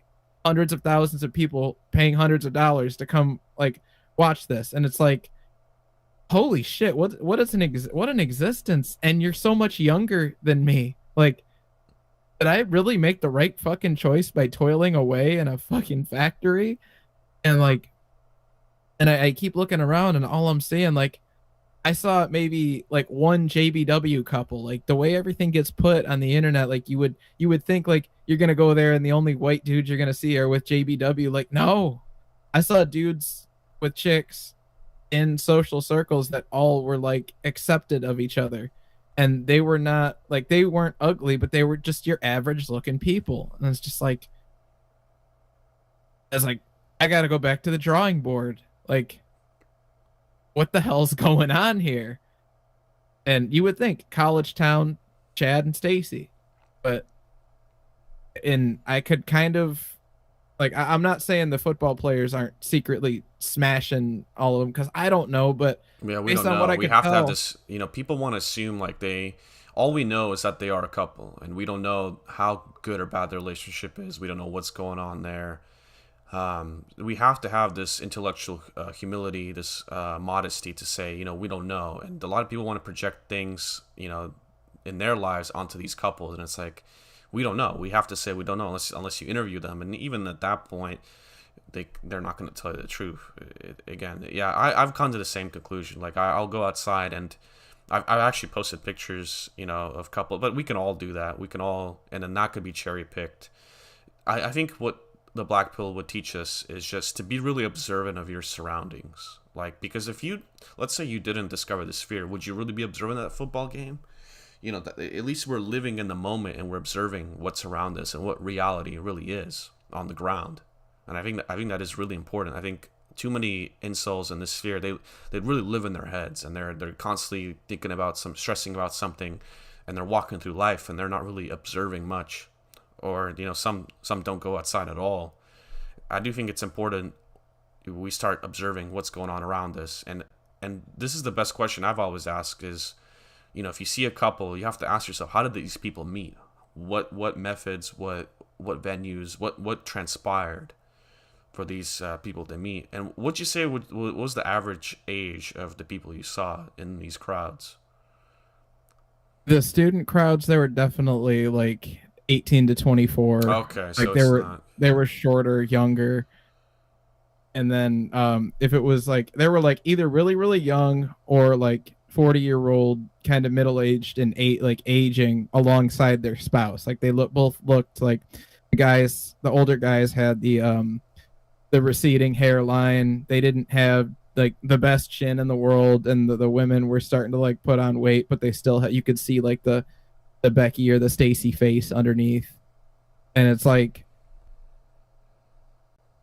again, we got to go back to the drawing board. Like, okay, maybe you would like to think that okay, maybe like she settled for him, but every single one of these women here settled, or is there something more going on? And we could sit in our heads, and you're exactly right. We can sit here and live in our heads and say, no, this is exactly how it all went out, but we don't know those people. We don't know any one of them. We know patterns and trends, and we know data, but there's, empirical data and there's anecdotal data, and you can't dismiss one for the other, which Right. I really try not to do. I try to, okay, like Incel TV says, take everything with a grain of salt, because we could be spitting some bullshit too, and go out there and see it for yourself. Like, I'm not saying uproot your lifestyle and go start studying people, but understand that, okay, take everything with base knowledge. You need to take care of yourself. You can't expect somebody to want you if you don't want yourself. You have to you don't have to fucking obsess 6 to 7 days at the gym. You need to go to the gym 1 day a week if you want to take care of your body. You need to hit every one of your muscle groups and let yourself heal. You need to have a good diet, a protein, a carb, and a veggie with every meal. You need to this is going to sound stupid, but you need to brush, floss, and mouthwash 2 to 3 times a day. You don't want to be the incel with bad breath and ugly, like yellow stained teeth.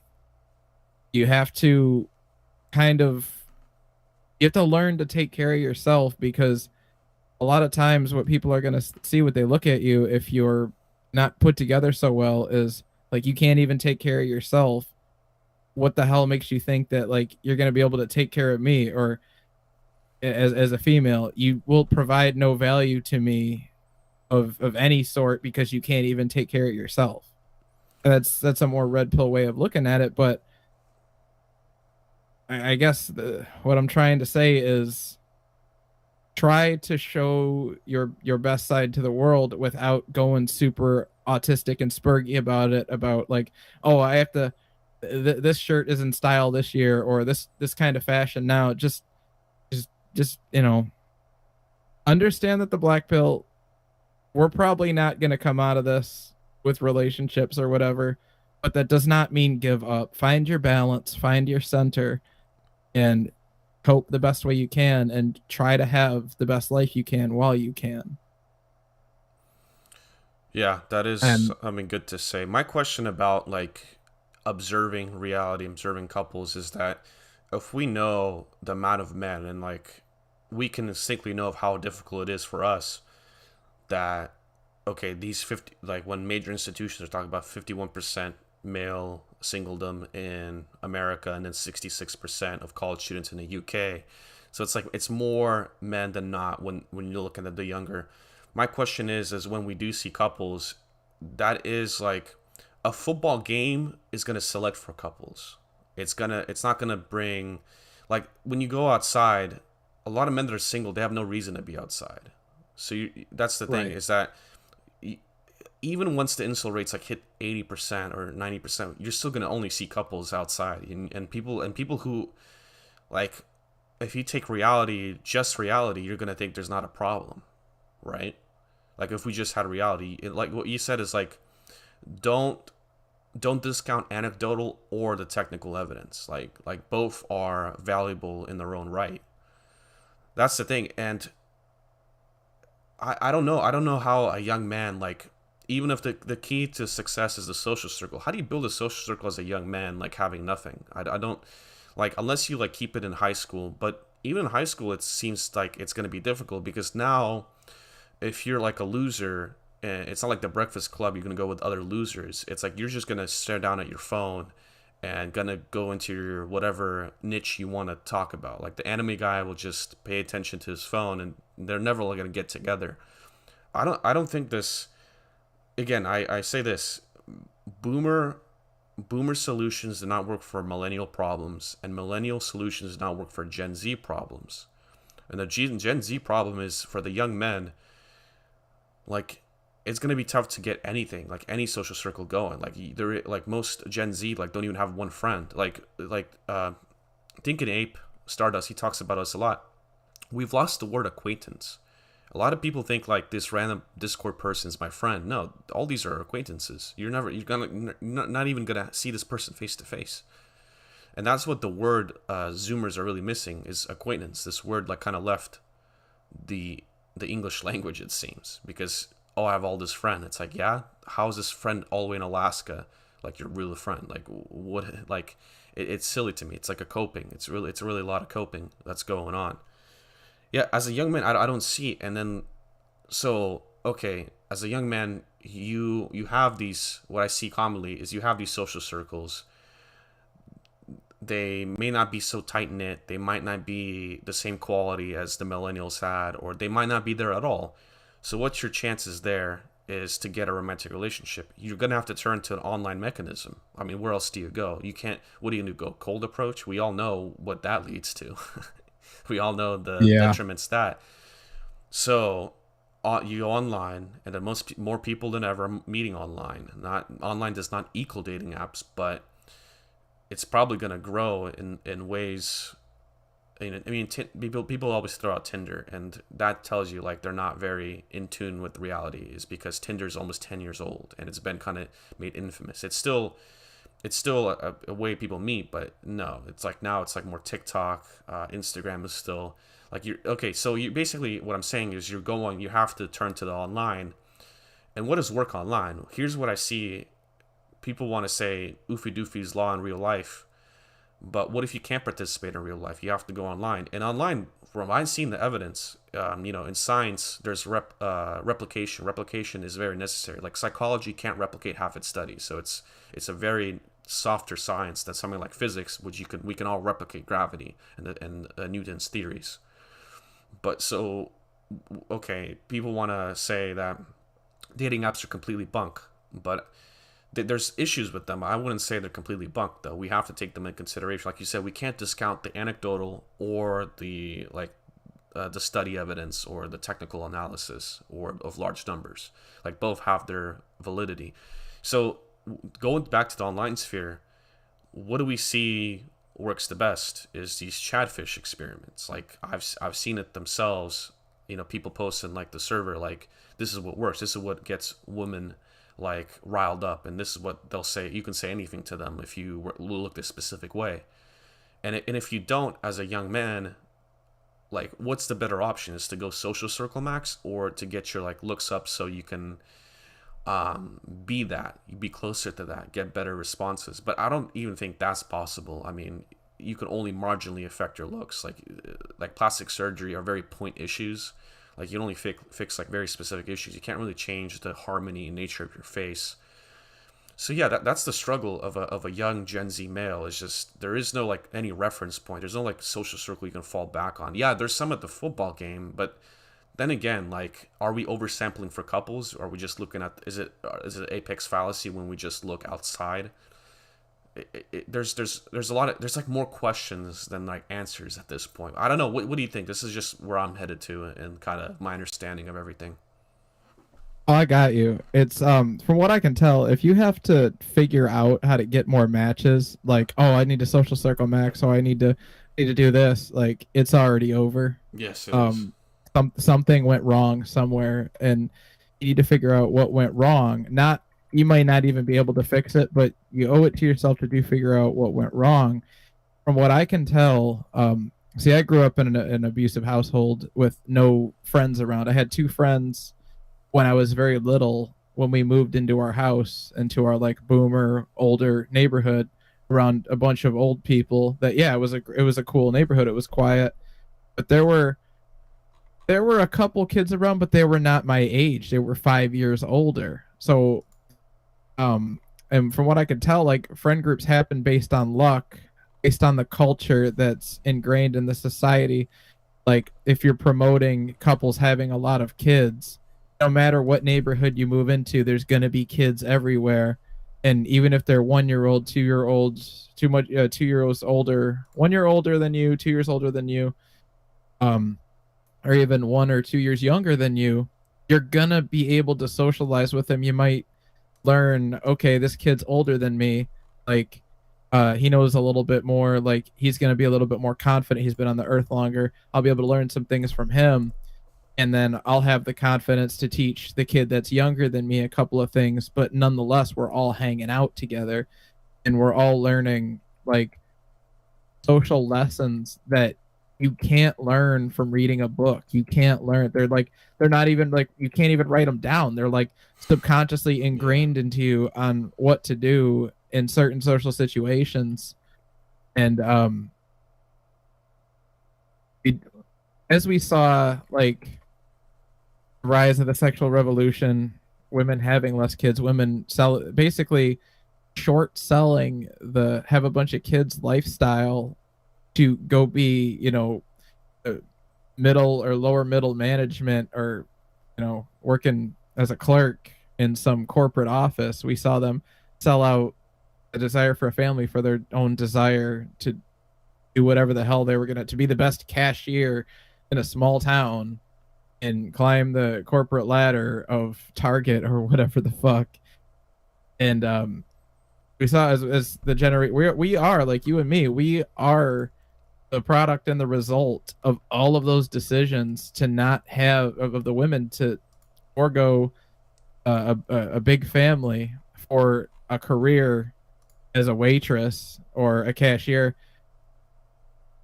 And then what that led to is there were not a lot of kids around. It was just grandparents everywhere as far as the eye can see. It was like every neighborhood was like a fucking old folks home. And yeah, it was quiet, but we grew up alone. And okay, there's now the news is saying there's a lot of fucking killers and child abductors out here. So here's this video game. Go nuts. Leave me alone. I'm trying to cope with the fact that my life is miserable and my marriage is falling apart. So right there, introduce, okay, here's a kid introduced to a video game. Oh, hey, we got this computer. It'll help you with your schoolwork. And what did we do when we were 11 years old was go on boobs.com or whatever. Like, okay, now you're flooding your child with the unlimited capacity of, granted it was dial-up internet, but holy shit, it was unlimited at the time. With you got video games, you have the pornographic images at the click of a button. You have next thing you know, Facebook starts coming out, so you're sheltered in a room with a literal world on the information superhighway in front of you. You can't tell me that that's not going to negatively affect people 10 years down the line and get worse and worse. And notice how I said that we got you this computer to help with your schoolwork. This is, you're connected to the internet. You're free to roam the world in the internet. You mentioned that, okay, we need a cell phone to date somebody. We need a look at this. We're going to give you this app. You don't even have to go out to play. Who wants to go out anywhere? We're going to go, and you can sit inside your house and meet people all you want. Next thing you know, it takes a computer to compete in academia. It takes a smartphone to try to get a date. All this convenience that they keep trying to push on us, all this progress, is literally just putting us in smaller and smaller boxes, keeping us in this prison so that we are slaves to the technology they keep telling us is furthering and progressing us towards some kind of utopia that I don't even see fucking happening because we're all so miserable anyway. How much really, like I said in my video, how much further can we go? Again, 1996 was the N64, 2000 was the PlayStation 2, 2006 was the PlayStation 3, 2021 was the PS5. I don't see things getting much better. I just see like the PlayStation 5 as the PS4 Pro. Like, we have lost our, I don't want to say we've lost our drive for innovation, but I think we're reaching the end of just innovation of itself.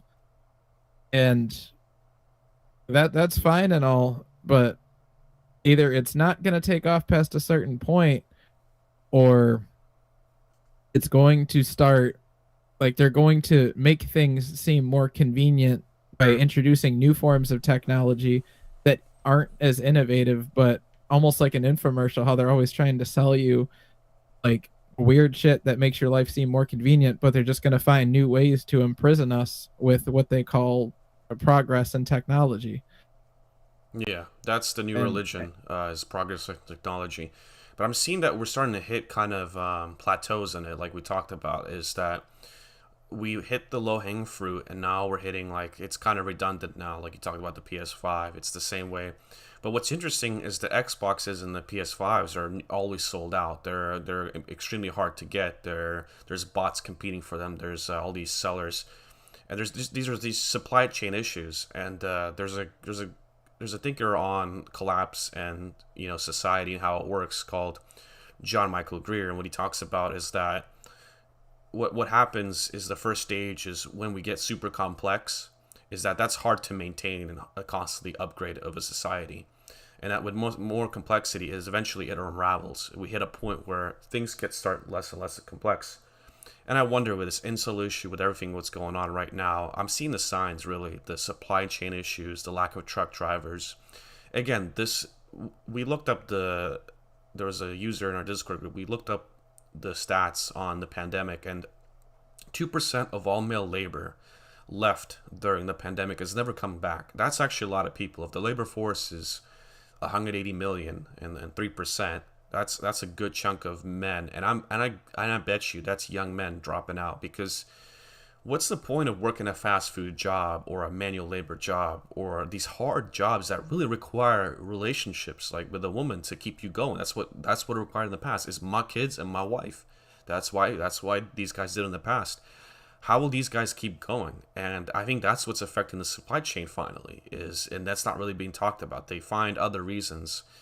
You know, COVID, it is a reason for everything now. And you know, now we're lacking the truck drivers, we're lacking the guys able to make the economy happen. And what are they saying? It's like we're basically lacking male labor we relied on the past. That was basically a given. And that's what society needs young men to do, is to labor at the society Get your wages that don't buy you much, and be happy with that because you're not getting anything else. But they can't have you drop out.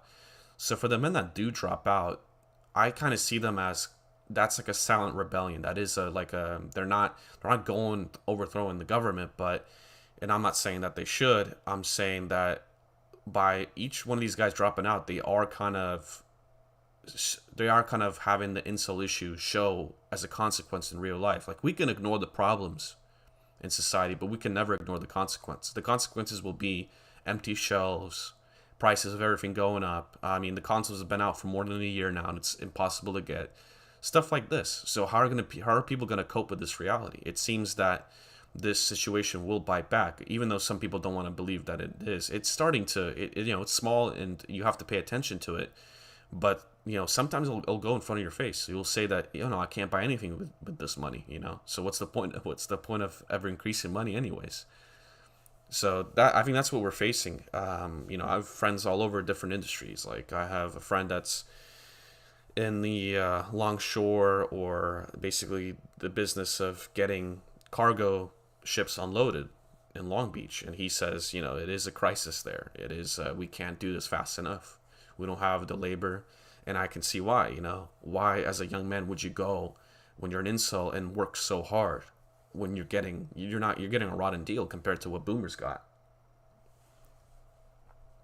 Well, that, and there was a lot of um, identities and a lot of I guess just identities that you could have as a boomer. You had pride in your country. We just kicked ass in World War II, and we're the biggest, baddest country on the face of the planet because reasons. And if you didn't, like you always say, you're pretty much guaranteed a wife, so you had that family. But it was more than just that. It was like literally they lived inside the American dream, and they like had so much pride. Like, I'm gonna go build a great American product because I live in a great country and I want to supply my country with great products.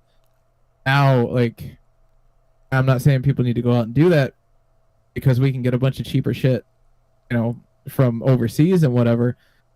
But like, to tell you the truth, I as an American auto industry worker, I don't really see the point in buying fucking American cars anymore. And they made us drink that Kool-Aid for years. Go and buy the car that you build. And it's like, why? There's a much better version of it over there for $5,000 cheaper. I think that's the better choice, because why am I going to go broke for a company that doesn't even care about me in the first place? It's like, you're right. The guys that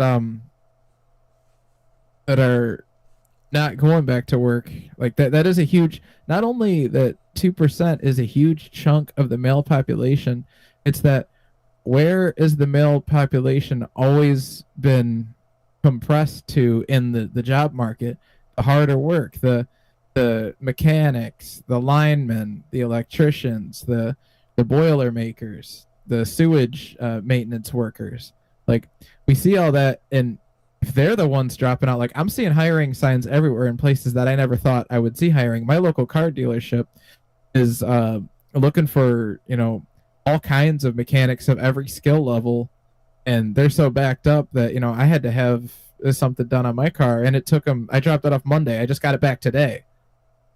And it's, if we're starting to see the pinch of losing male labor just off of like trivial things, like, oh man, I didn't have a car for 3 days. Like, that sucks. Imagine if we go to 4%, and all the areas that men are compressed to really start dropping out, like the electricians, the I already said the sewage workers, but everything that pretty much the road workers, everything that keeps our society up and running, like our water starts getting funky or whatever, like, we could literally start seeing the decay of society just from men's complacency. And of course we're saying, like, yeah, fuck it, let's bring down society. Like, it's not gonna be like, okay, society's crumbled, we're standing on rubble, and it's time to rebuild. It's like it's going to be like a cancer that grows. It's going to be a long and drawn out process that really, like, I don't. My life's not too bad, but I don't want to go through the life I'm going through right now. Why does it seem like somehow it'd be a good idea to go through an absolutely like society that's being torn and eaten by this complacency cancer from the inside out? Like, that just sounds much more miserable than what I'm going through right now. It's holy shit, Yeah, we are dude. seeing the rot. Is right now the U.S. records highest increase in nation's homicide rate in modern history. That has something to do with it. You know, it's not, but for people listening, it's not going to be reality until it hits you in the face, until you're murdered by some incel, until you can't get your burger and the line to the fast food is insane. You can't get your console. The problem is right now is there's never going to be ideologic reality. You're never going to convince the mass population with any ideology. We're post that stage. Like an author Fukuyama, he talked about like the end of history and how liberal democracy has kind of just won over as this malaise. And yeah, the only thing that's going to convince people now is material reality. If they can't, if the shelves are empty, if they can't get their cars, like, and it's starting to hit, and maybe it'll recover, maybe, but it doesn't seem that we're gonna, like they say now, they're telling people buckle up for shortages till 2023, and it's like, how long can we keep pushing? You know, Albert Pack, he doesn't have a channel anymore, but he always said something: we're gonna keep kicking the can down the road, but eventually the road will end.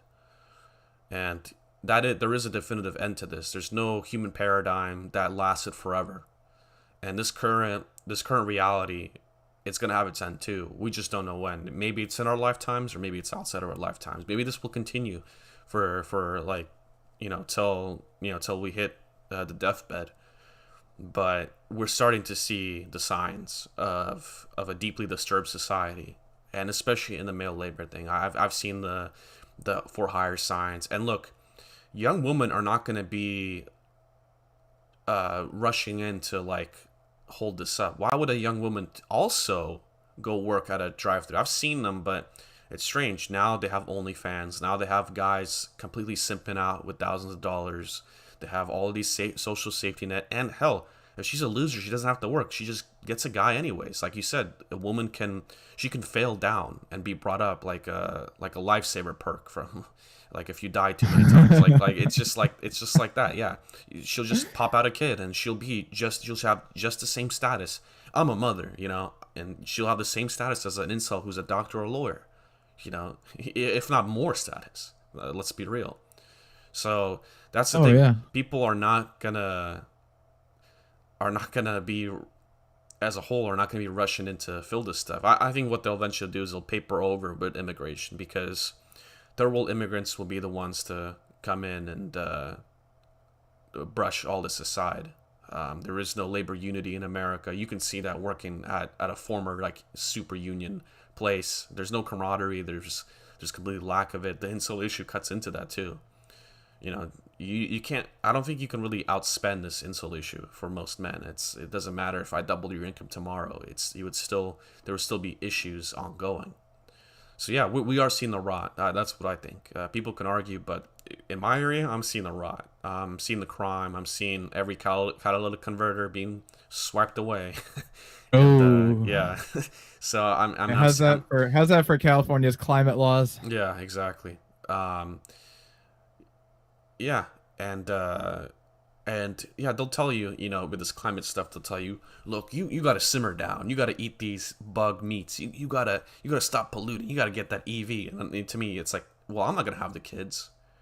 You want me to have you want me to be able to cope less. You want me to be able to have a worse lifestyle for the future I don't have, for the kids I don't have. You want me to do that? No, I'm gonna get a V12 truck if that exists, and I'm gonna pollute the hell away. I mean, I don't understand, like, these people. That's another rant I have is save the world. It's like, look, they want to wonder why carbon emissions will never go down, or this or that, or look, yeah, why would young men do that if they're completely alienated society? They have no relationships to go off of, and they're coping with a terrible reality. They don't have more joy in life than there is misery. There's always more misery than there is joy. Well, it's just kind of funny too that the women going on and on about pollution control and clean air solutions are fucking the guys who drive Chargers at 12 to 14 miles per gallon. At that point, fuck it.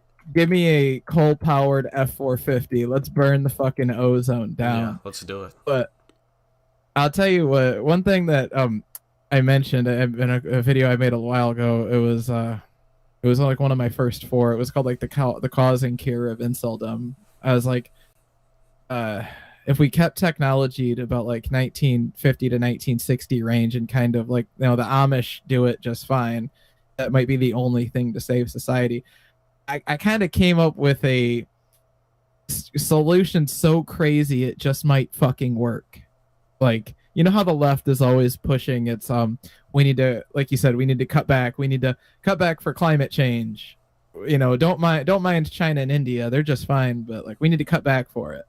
So what if they force us to cut back so hard, they hit our technology so hard that it puts us back to the 1950 to 1960 range, and they get everybody to go along with it in the name of the Green New Deal, in the name of the climate change, and we're going to do this, we're going to suffer, but the environment's going to be great for it. And we all like somehow find ourselves at soda bars and sock hops and walking everywhere, and somehow we don't have our smartphones anymore, so we actually go out and meet our neighbors. Like, I really hate to give anything good to the left side of the politics, but what if they were actually so base that they forced us back to the 1950s, all in the name of fucking like climate change? Yeah, I like that. Okay, whatever reality, whatever possibility that is. I just going back to the 1950s. Here's my issue with that: is did women really want to be in these marriages? Did they really want to be with these guys? Did they really like? There was still divorce. There was still a lot of infidelity going on. We have this rose tinted glasses view of it. Yeah, it was probably Yeah. objectively a better society, but still, like I don't think reversing humanity back will solve the. It'll make sure it'll make it better, but it won't answer the critical questions and the critical issues we have because the 1950s led to this. That's the thing. Ooh, that's a good point. And people in every ideology, they'll say, well, that wasn't real communism because communism was good for like the 1950s to 60s in the Soviet Union. Look at that. But it's like that 60s to 50 period led to the 90s collapse. And then they'll say, well, capitalism isn't that bad because in the during Adam Smith's era, look how well it worked. Look how it worked during like Henry Ford's. But okay, that led to this. There's a critical like cycles issue going on here that we end up in a pretty bad place. And human history is full of expansion, pioneering, and then very downtrodden eras that are terrible to be in. And we're not in we're with the material like you talked about in another video. You really went everything over in 16 minutes. In the woman's world, you said we don't have it that bad. We really don't, because there's eras where being an incel meant you get drafted in the peasant army, you get killed off, in a raid, you die of some disease because you stubbed your toe, or you got pushed out to some incel monastery in the feudal eras. You're in a monastery, like singing about, I don't know, and castrating yourself. Like, so now we have a lot of stuff to cope, but I think those copes are running out as we see the material reality kind of deteriorating around us. Again, the roads won't get repaired. It's a slow, as John Michael Greer puts it, it's a small like ladder decline. We're going steps, and that's what we've seen.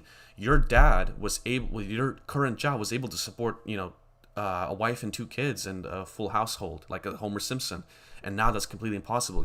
We are barely struggling to support ourselves. Like, even though we're working way harder, we're working way smarter too. We have more information than ever, and John Maynard Keynes, he predicted in like when he was around that by like a year 2000 we'd be working like only 20 hours because of all the progression, but it doesn't seem that way. As young men either are working like zero and rotting out, or they're on that sigma male mindset where, oh no, I have to have, and I'm a part of this. I have many jobs, so, but I don't like say that that's what you should do. But these sigma male like grind set or whatever it is, it's like, oh, well, it's not because you can't get a girlfriend, you don't have time for that. You need your high STEM job, and you need to be putting a side hustle, and you need to have your own business. It's like, dude, where For are we fucking going? what? Where are we going, man? Yeah, but there's everybody as out here. Like the number one industry of society right now is to gaslight young men into whatever agenda they want. The right's doing it, the left's doing it. Hell, the centrists are doing it to keep the status quo. Almost every content creator has something to sell you, be a book, like a course, their agenda to grow their channels or whatever. Like that's all like right now everybody's like a lot of society is mosquitoes, and the blood bag is young men, because you can trick them to go to war, you can trick them to do jihad, you can trick them to buy a course. They're the most vulnerable people in society. They really are, if you think about it. Oh yeah. In terms of politics, I mean, I almost kind of miss the unity of the Trump era, because it was like we were all banded together to kind of, we were just against the left. It didn't matter.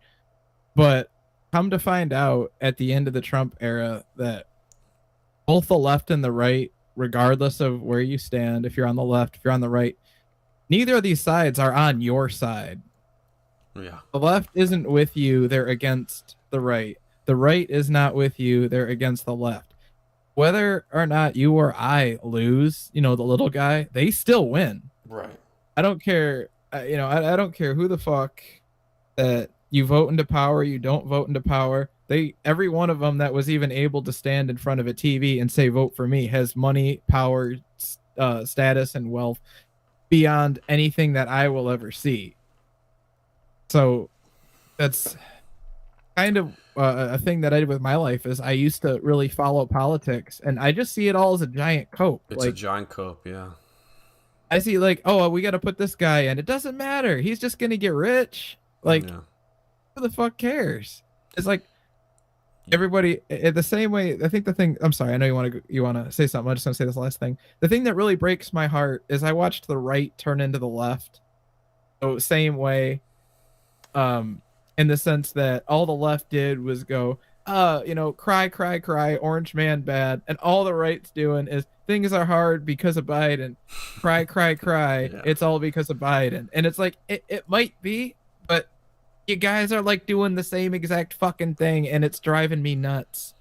You know what's funny is what I see the origin of all political obsession is inceldom. If you look at a guy like a Tim Pool, look without his surgically attached beanie to his skull. If you look at him, you can tell, yeah, this guy probably struggled in dating. And what do a lot of these guys do? They turn to politics, and they want to believe that in some this political realm, that's where the solution exists. That's why you're miserable. That's why you're this, and that's the agenda we need to push. We need to win. All it's the most it's the most like hoodwink thing in this like manosphere. People will try to push a political narrative either way, and they're selling a big grift. I look at guys like, would Tim Pool really have his whole show going if he had a stable girlfriend early on, and that kept him motivated in life to do other things? Like, the people that fixate the politics the most seem to be incel men, or like really old people. Like the people, like, you think of these normies at the tailgating party or whatever, you think those guys with these relationships are really thinking about the conditions of Marx or Engels, Fuck or no. the writings of Adam Smith, and the Keynesian economic, like, it just, yeah, you spiral to cope with the reality of inceldom. You spiral into these niches and these things, and you get entangled. It's almost like a quicksand pit, because like the further you go, the more entrenched you'll be, the more niche you'll be. It'll just never end. It's such a and I see these guys. I see all these like very politically fired up young men, and I say, would he really be doing that if it wasn't for incel? But they ignore that issue. They ignore the origin of all frustration. The origin of frustration for people is unmet expectations. Us growing up, we had this expectation. I'm not speaking for you, but I'm speaking for myself. Is that I eventually did. eventually you'll just get a girlfriend, and things will work out, and you'll work, and you'll have this stable family unit like your parents had, and yeah, things will come together. It won't be easy, but you'll go to school. You'll and then, no. and then all and that seems to be the root of all frustration is unmet expectations, and that's what. But they put where do they put these frustrations? They put these frustrations into these political things, political backwaters that go nowhere. When you look at Antifa and you look at Proud Boys fighting in Portland, I don't see like very distinctive political ideologies in battle. I see incels in battles over their frustration. That's what I really see. When you see the guy who went to 17-year-old kid, he went to that protest Oh, and yeah. yeah. What when you look back, hey, he was bullied, he was definitely single, he didn't like look anything close to and his mom took him out of school like because just how bad he had a situation. Yeah, he had all the signs of an insult. And what did he do? I don't think he'd be showing up with a rifle to a protest if he had a steady girlfriend. I don't think a lot of these Oh, guys I don't think this guy would be burning down police stations. why the fuck And would he be states away holding an AR-15 for?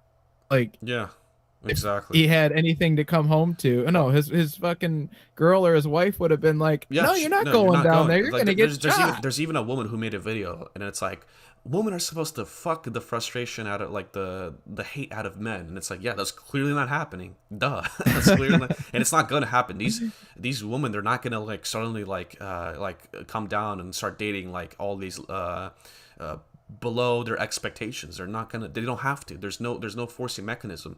Look, we talk about societies in the past that whether it's Islam or Protestant Europe or Protestant America, 1950s, whatever, that restrained young women. What do we have now? We have China restraining young men's ability to cope with video games. Like that's what they're literally they're reducing it like 3 hours a week because they don't want men dropping out there. They have like a lying flat movement. They have a neat movement over there going because of how crazy China is and how drastic the incel issue over there.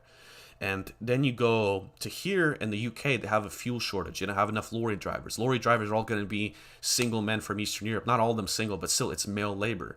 And what do? They control it by having the military, which are young men again, to go fix this issue. Like there's way more controls on young men now than young women, and that's because it was kind of flipped. Societies in the past they really regulated young women. They did regulate men, but now it's solely like it's on an industrial level. They regulate young men. Like no, you can't drop out. If you drop out, we'll send other incels from the military to deliver your gas. Like there's always an out. They seek, and this out for society is always using excess male labor or young male labor. It's just that's the way it goes. It's so silly when the political having the left and the right. It's like putting on foggy glasses that are the left lens is foggy and the right lens is foggy. It's gonna lead you to walk into a pillar and smash your face. You know. That's Oh, what's yeah. completely. Political cells, man, they just want like it's just a long and drawn out version of saying, "Help me, Ben Shapiro, please fix my problems." Yeah. Random right wing politician. Once we just get him into office, all the problems will get fixed, and then I'll get my waifu, like my IRL waifu. Oh, once I buy a house, I'll have my IRL waifu. Like it's always this like, oh, this is okay. I just need this next step, and it's like, no, that's not the way it goes. And those societies, you are right. The societies are regulating men more because they didn't need to flat out regulate men. They regulated the women, and those women regulated the men. They had their families that kept them. Like, do you really think any guy like who's 18, 19, maybe even 20, think he's gonna want to get flown out to Cambodia or Vietnam holding a fucking rifle if he's got a wife and kids back at home? He's not gonna want to go. Or if he is forced to go, he's gonna do the absolute best of like reach all the way inside to pull out the most inhuman strength possible to make sure that his buddies that got wives and children back at home make it out, and they end the conflict as quickly as possible and kick the ever living shit out of whoever their commander tells them to because they need to get home. Like, I gotta tell you, you are not gonna have that kind of military efficiency with the men that you have nowadays. Go ahead, make some kind of draft if we're gonna like go to war with somebody. Make some kind of selective service. You're not gonna get shit out of me. Like, you're not gonna get shit out of any other guys. Yeah. That what or like, okay, look, I have a factory job to go home to. I have an empty home, and I have video games. What the hell motivation do I have to win this war? I'm better off saying, hey, what do these other guys got? Like, fucking hell, That's what we man. see in Afghanistan. Is there's a military psychologist who said, the number one problem with our military is that when these guys go overseas, is there's so much spousal issues, like guys getting divorced, getting their kids taken away, or their girlfriend cheating on them, like that happens so often that if a soldier or a marine is over there fighting, he's not going to be paying attention. He's going to get devastated hearing that. He's going to get so frustrated. You think he's going to be paying attention? He's like in fully combat efficient? No, he's going to walk into IEDs. They're going to make mistakes. You can't have like this military fighting a conflict 1,000 miles away when they're all incel or near cell. I mean, they're not going to have the motivation to go die for what? Die for there's nothing to die for. The Taliban, while they have the most patriarchal system in the world, they have some guarantees. There is some delusion there, of course, and it's not they're not saviors or anything. We shouldn't worship them or anything, but they've won. They won against all Western odds of the greater technology. Look, our most expensive surveillance jet, just crashed in Taliban territory. There's only 3 of these. I think it's called the. It has 11 in its nomenclature, but yeah, it just shows you, like, that's like an analogy of what's going on here. Is that you can't keep like pulling these strings forever. They might be able to, but I think the Afghan thing is no news stream media is gonna say, well, it's because the men weren't motivated. They're gonna find these other reasons for it. But no, the incel issue cuts into that. You can't just rely on men being completely. Again, if we got drafted tomorrow, there'd be a lot of problems in Vietnam, like there was with fragging, where basically enlisted men throw a frag grenade into their officer's tent and get him killed. You're not gonna have a viable war going on. It's gonna probably, even with the inequality between men now, it's gonna be even worse. So yeah, it's. They're just gonna have to rely on a lot of drones and a lot of incels piloting those drones, I guess, and that doesn't win you wars. So, yeah, I think these signs, boots on the ground. yeah, when you look at all the signs going on in the news or the world, and you apply the incel issue to this, that issue is way more key than anyone else is trying to spin you. Like that's really, like, it's about like the male motivation, the male drive at the end. Oh, completely. And it's like any country that we go to war with, we're not gonna, like, they're not even gonna have to fire a single bullet. We'll be too busy firing on each other because we have no reason to fucking be there. And you're right. This incel issue, man, it's literally everywhere. It's something that, we struggle in a way that you're not allowed to talk about. You're not allowed to bring light to it. You're not allowed to complain about it. And if you are, like, it doesn't matter what man in public or even on the gaming sphere that you try to bring this up to, all they do is call you a loser. Like, they call you we incel. talked about. Yeah, well, I come out and say it, like, whatever game I'm playing, I'd be like, yeah, what's up? Like, you like incel content? I'm a fucking incel. Yeah. Like, I just come out. I wish more men would do this. I wish more, but the thing that holds us back is the male ego. That's the number one thing right now. It's not. Yeah. It's not this form of. It's because men want to pretend like no, I'm a Sigma male. I'm trying to get my money up. I'm trying to grind, man. I don't have time for a girlfriend. It's like, no, they don't want to admit the fact that they can't.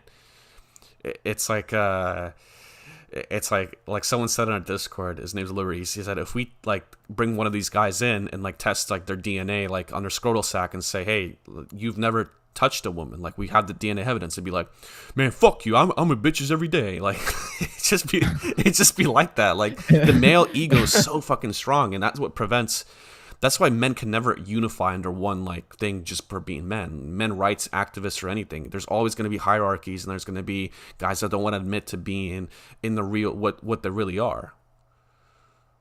It'd be like that Alien movie where they put the fire on the blood to see if you were infected by the parasite, and if it reacts, like you're a fucking incel, dude, down to the bone. Yeah, most men do But not want to confront these issues. They want to stay silent. They want to cope. They like if I talk to this, like if I, now I don't.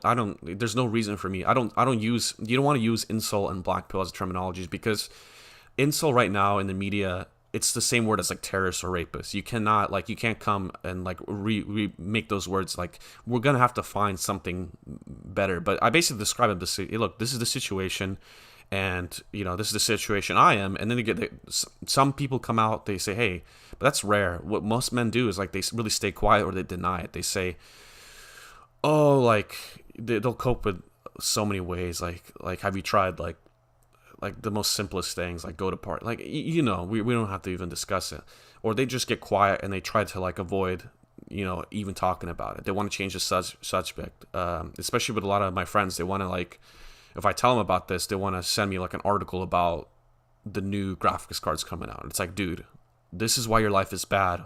Like, why are you like, you're just like, you want to avoid that by sending me an article about the newest graphics card coming out. It's like, really? what the fuck? What the fuck do you need a new graphics card for every 2 months? Yeah. Like, Oh my god, my graphics card is over a year old. Oh, I've been sitting on a 3070 for like 2 years, and I have yet to see it even get close to maxed out. Like, what the fuck are you trying to do here besides delude yourself? And it's like, and you're right, dude. The male ego is a force not to fucking be reckoned with, because that is like, you think steroids are powerful. That ego is just, and that's the thing that like, I do like talking about. Like, I don't like trashing men, like, but we got a lot of fucked up shit going on here. Like, as much as I get joy out of trashing women and everything, like, we're not angels either. And it's like, at the risk of sounding like a simp, like, yeah, if any of you are like kind of self-aware of your ego and like aware of the other, like the egos of men, I don't remember ever getting the memo or the lesson that I was supposed to walk around thinking that I was the biggest, baddest, like, guy on the face of the planet who has the best of everything and like and knock everybody out like I was in some kind of Jean-Claude Van Damme fight scene 24/7. I don't remember like getting that lesson, and I sure as hell don't remember life needing any of that. Like, it's like every time I see like an either an overly macho dude or overly like I need to fight everybody, I'm like, what the fuck happened to you? Like that's your who hurt you right there. Like, dude, who the fuck hurt you? Because like for as much as we get that like oh hey, the relationships between men and women are really bad, and I don't I think it might be safe to avoid dating for a while after the Me Too era. Like, oh, who hurt you? No, who the fuck hurt you? Like, why do you want to kill everybody that you see? That shit's not normal. Right.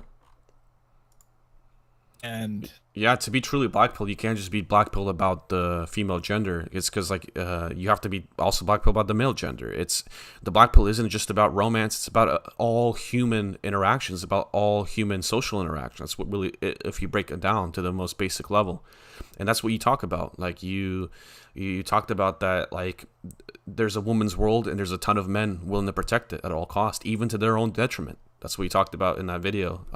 It's a woman's world, which I linked your channel. People can find it. oh, thank you. So yeah, that's exactly the situation we're living in, and we're also on another front, we're getting gaslit all the time. Basically, when there's surveys done, and when normal people, the average person won't achieve much in life. Their best hope is to create a family. That's their peak basically, and that's kind of been taken away for a lot of young men now, and most men in the future. There'll be more stepdads than real dads.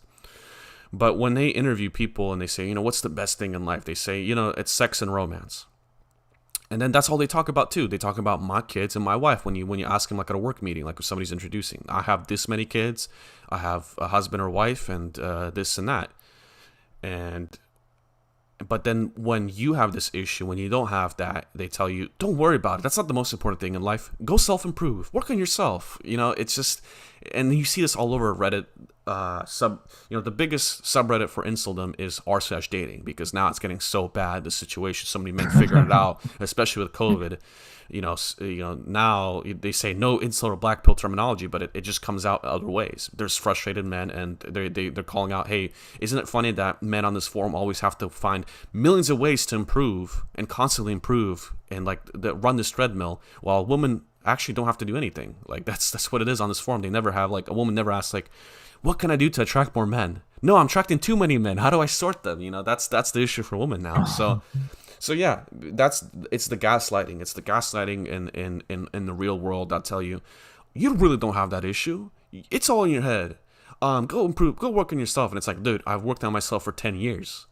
What are you telling me? It's you run into this, right? You run into this with your family and other places. Oh man, if you can talk about this. Yeah, they talk about going to the park. They talk about like going to church. I hear that all the time. Like, I've been involved in the church. Like, I'm a confirmed Protestant. I've been baptized as an adult because I kind of looked at kind of a personal take on life and was like, I got really introduced into atheism at a young age. It was pushed on me, and the way they sold it, it made so much sense. And it's like, after 10 years of being a cringy edgelord atheist, it's like, this has got me nowhere. How about I run in the opposite direction, and what have I got to lose? And it comes out, I like the church, and I like all the stories and everything, and I like the belief that it gives you and all that. But beside the point, like, dude, when I was buying my house, I went to the park every day to run a 5K for like 122 days. Like, I realized coming out of COVID, I was ridiculously out of shape. And it was like the only thing that, like, and I was receiving like a lot of relationship stress from being with the wrong woman. That was just like, she was only with me because I was trying to go somewhere. Like, he kept always bringing up like, oh, are you gonna put me on the mortgage? Like, fuck no. Like, I grew up with seeing my dad pay for the house that we lived in. Only every argument from my mom to go, it's my house, it's my house. Like, I don't ever want to fucking hear a woman say that something that I'm paying for is hers. So that will never, like, fucking happen. I will never put anybody on any kind of lease or mortgage. But yeah, when I was, like I said, I was 10 to 12% body fat. I'm at like 12 to 15% right now. But when I was running every day, 5K every single day, just go to the park, burn through a pair of high-end running shoes once a month, like, because buying a house is perhaps one of the most stressful things you can do as an adult. I was there every day. I saw everybody there constantly at 10 to 12% body fat. I was not overweight. I was not obese. I'm not the worst looking guy. I'm average looking. If we're talking all you need to do is have a good body, put yourself in social situations. I did it for 122 fucking days and nothing came of it. Like, I don't think we can get any further than there. Like, and you can't say like, oh, you're supposed to do all this approaching. You got to imagine you're out at a park, at a big public park full of woods. You randomly approach a female in the middle of the woods. I think you're gonna start setting off some fucking signal flares in her head, and you may end up in a night or two in jail if you're fucking lucky. It's like you always say, like, women are more risk averse. Like, from what I could tell, even though I was running, wherever like they came around, they kind of, even if I was on the opposite end, they like kind of stepped to the side or kind of just nervously stared down at their phone. And it's like, yeah, like I get it. This is weird. This is weird for me too. I understand. It's like I'm not even talking to them and I'm putting off like these terrible vibes. So like I think needless to say that whole cold approach shit has been put to death, laid to rest, however you want to put it. But one thing I have noticed is oh, back on the gaming thing really quick.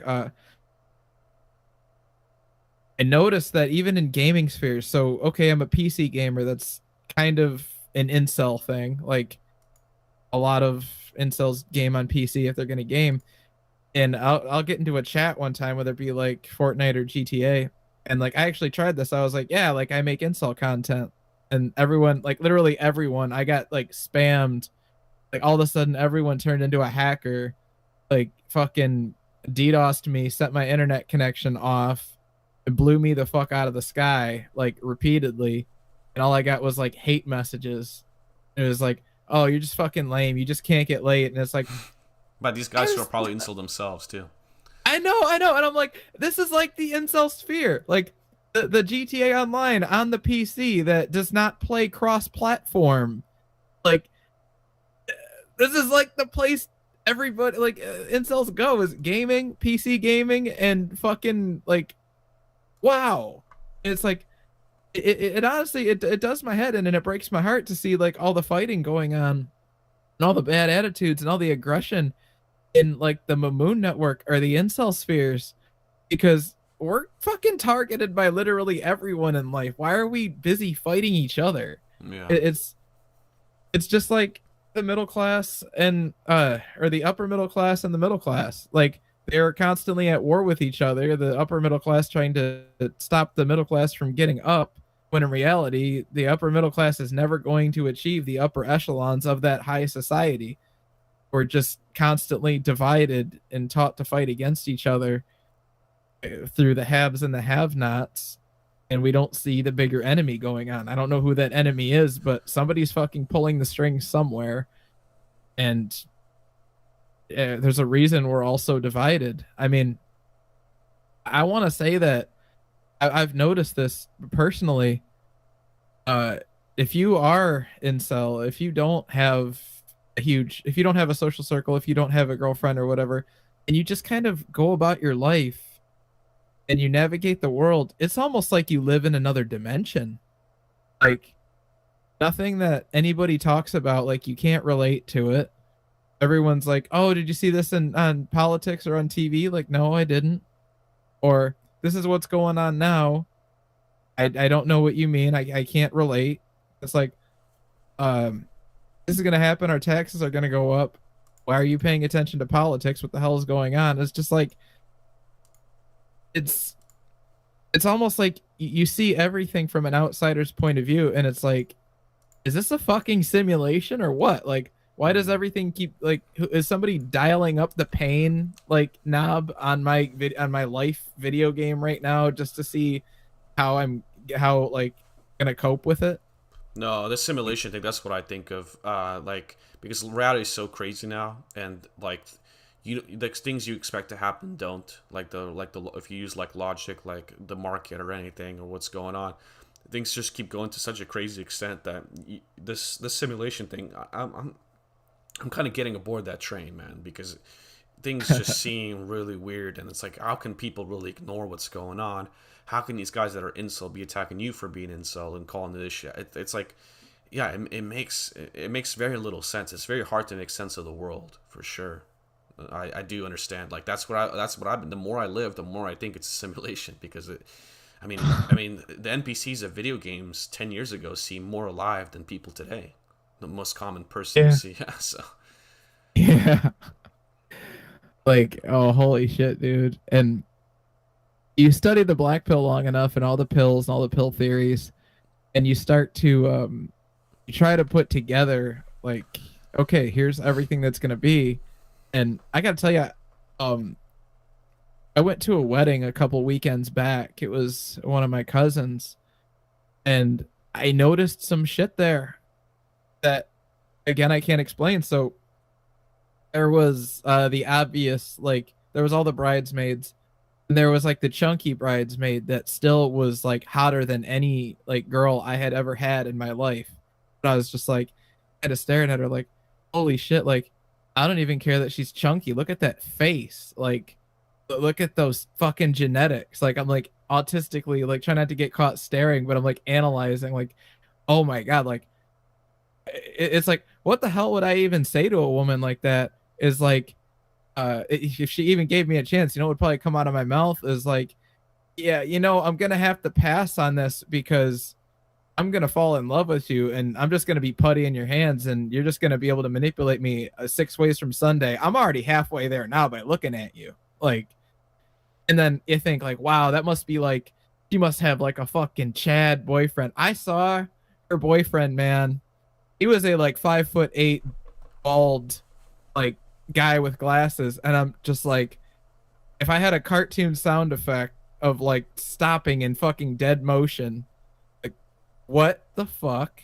And sure as shit, she was the one who caught the bouquet, and she went up to him and was like, "Oh, look what I got." And he like rolled his eyes like, "Oh no, like I have to marry this." And I even joked around with him and I was like, "Hey man, looks like 2022 is gonna be your year, buddy boyo."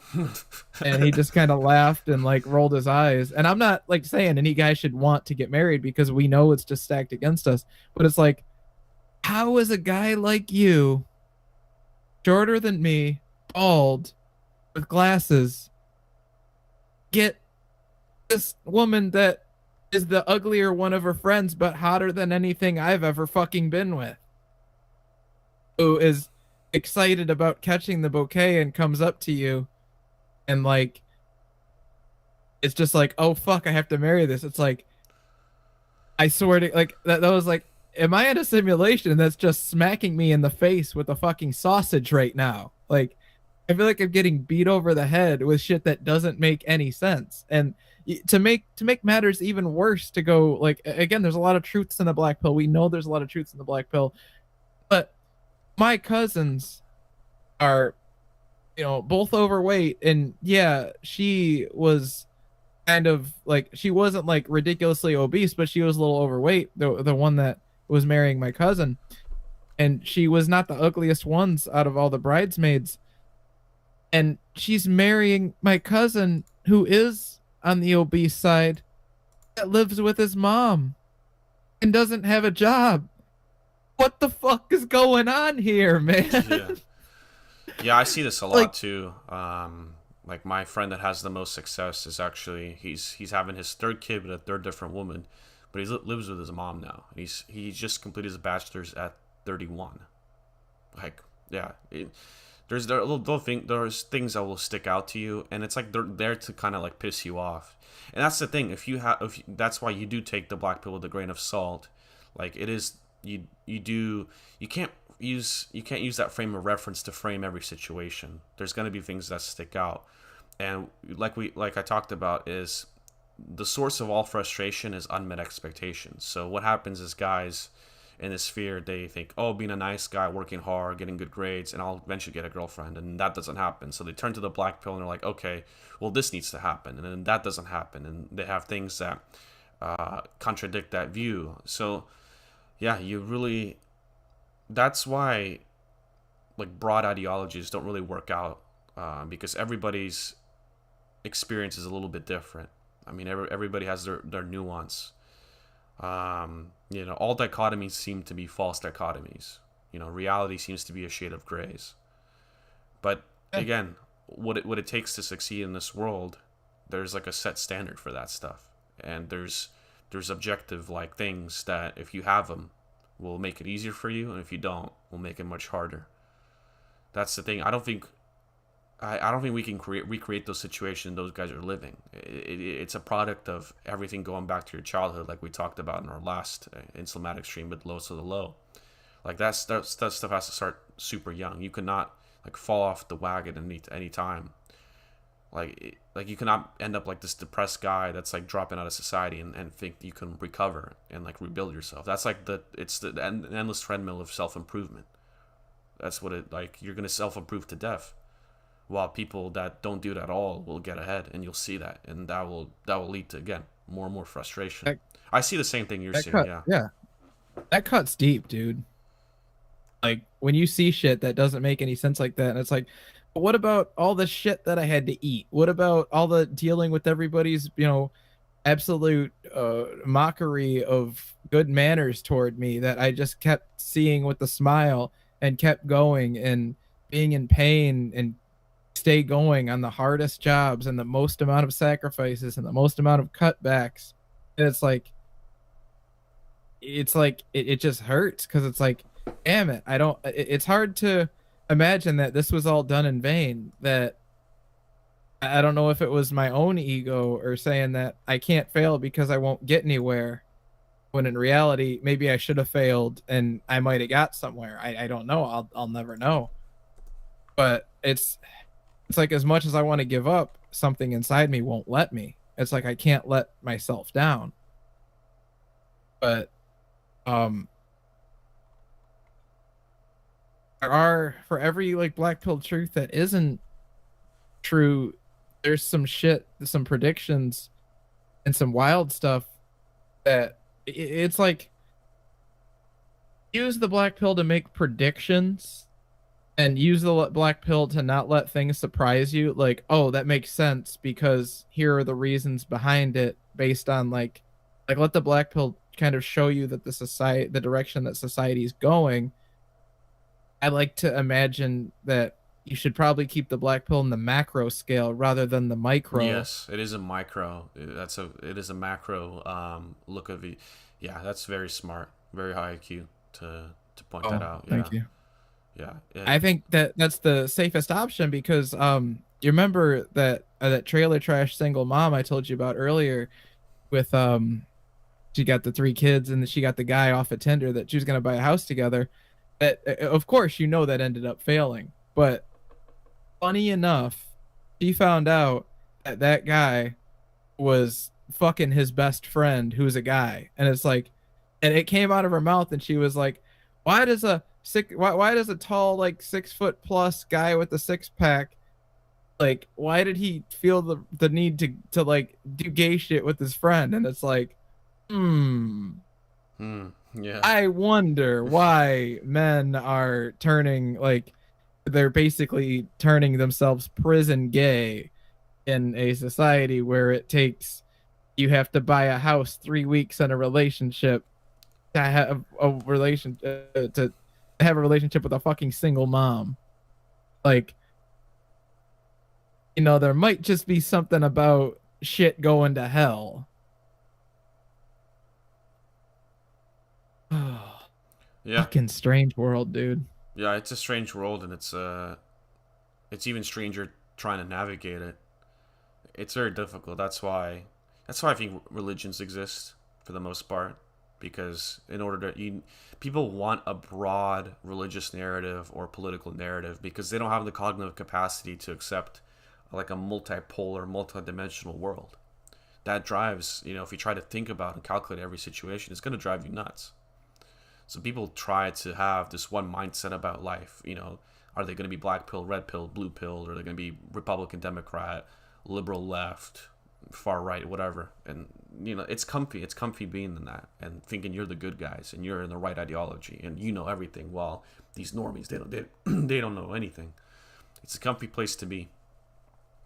But I think we need to have some humility to really say we're not going to know everything, right? We're not going to know Oh every no. situation, and that's what's happened to me. Yeah, there's so many situations that surprise me, and it's like, how the hell did this happen? But I realized that there is reasons. There is, if you look into it, and I have really no hope of recreating that. It really, it's like a chemical formula that you cannot recreate in a lab or something. Exactly. It's like, you know, I feel like all the situations that I've really fallen in love with somebody have just been glitches in the matrix. Like they've Yeah. just been the perfect storm, the perfect situation. I had all the ingredients for this and somehow it did ended up not working, but the situation happened the way it did. And I gotta tell you though, i- incel trait. I realized the other day that I gotta tell you, the longer that you've been alone, the more you start to realize like, hey, I might have been getting fucked around in that relationship. Like it kind of starts clearing up for you. Every relationship I've ever been in has just been the result of they just got their heart broke by Chad and I'm here to pick up the pieces. And once you start like realizing shit like that, like, oh, this has just literally been luck. Like there is no other explanation besides And of course, they go back to whoever the hell knocked them down after that. But it's like it just kind of keeps you put everything in perspective. Like, oh, okay, so if there's going to be a situation to happen next, it's probably just going to be based off of luck and fuck it, do what you can for today and see what happens. Yeah. As we wrap up the show, do you have any other topics you want to hit, or any Uh, conclusions you want to make? yeah, that's good timing because I don't know if you can tell I'm just running out of steam, Yeah. running out of interesting things. I will say that one thing that again we talked about to summarize, we talked about the black pill and how take it with a grain of salt, try to look at things from a macro perspective because your life it may be similar to mine. There may be experiences that I have had that I may be able to give advice on, but it might not always work out for you. You're a completely different person with a completely different existence that I have. Though things may be similar, they're also going to be very different. And don't ever let try to somebody else try to tell you what's going to work and what's not going to work. Try things. Understand, and I don't mean like, oh, just try to sign up for the military and go get married right now. I mean, try things in your life. See what you like, see what you don't like. Your existence is about you and your experiences, how you see the world, how the world interacts with you. Remember that everybody tries to be the master and the guider, but almost nobody wants to be a student. So when everybody's telling you that, oh, this will work and it won't work, how the hell did they know anything? Give it a shot. You never know what can happen. Yeah. There needs to be a focus on kind of like the present day and living, basically trying to cope in the best way you can, because I think life is only going to get harder from here.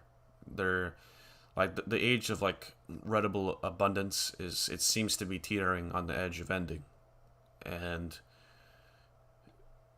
it's gonna get, yeah. We're basically going through the great filter of men right now. The bottleneck has really shrunk.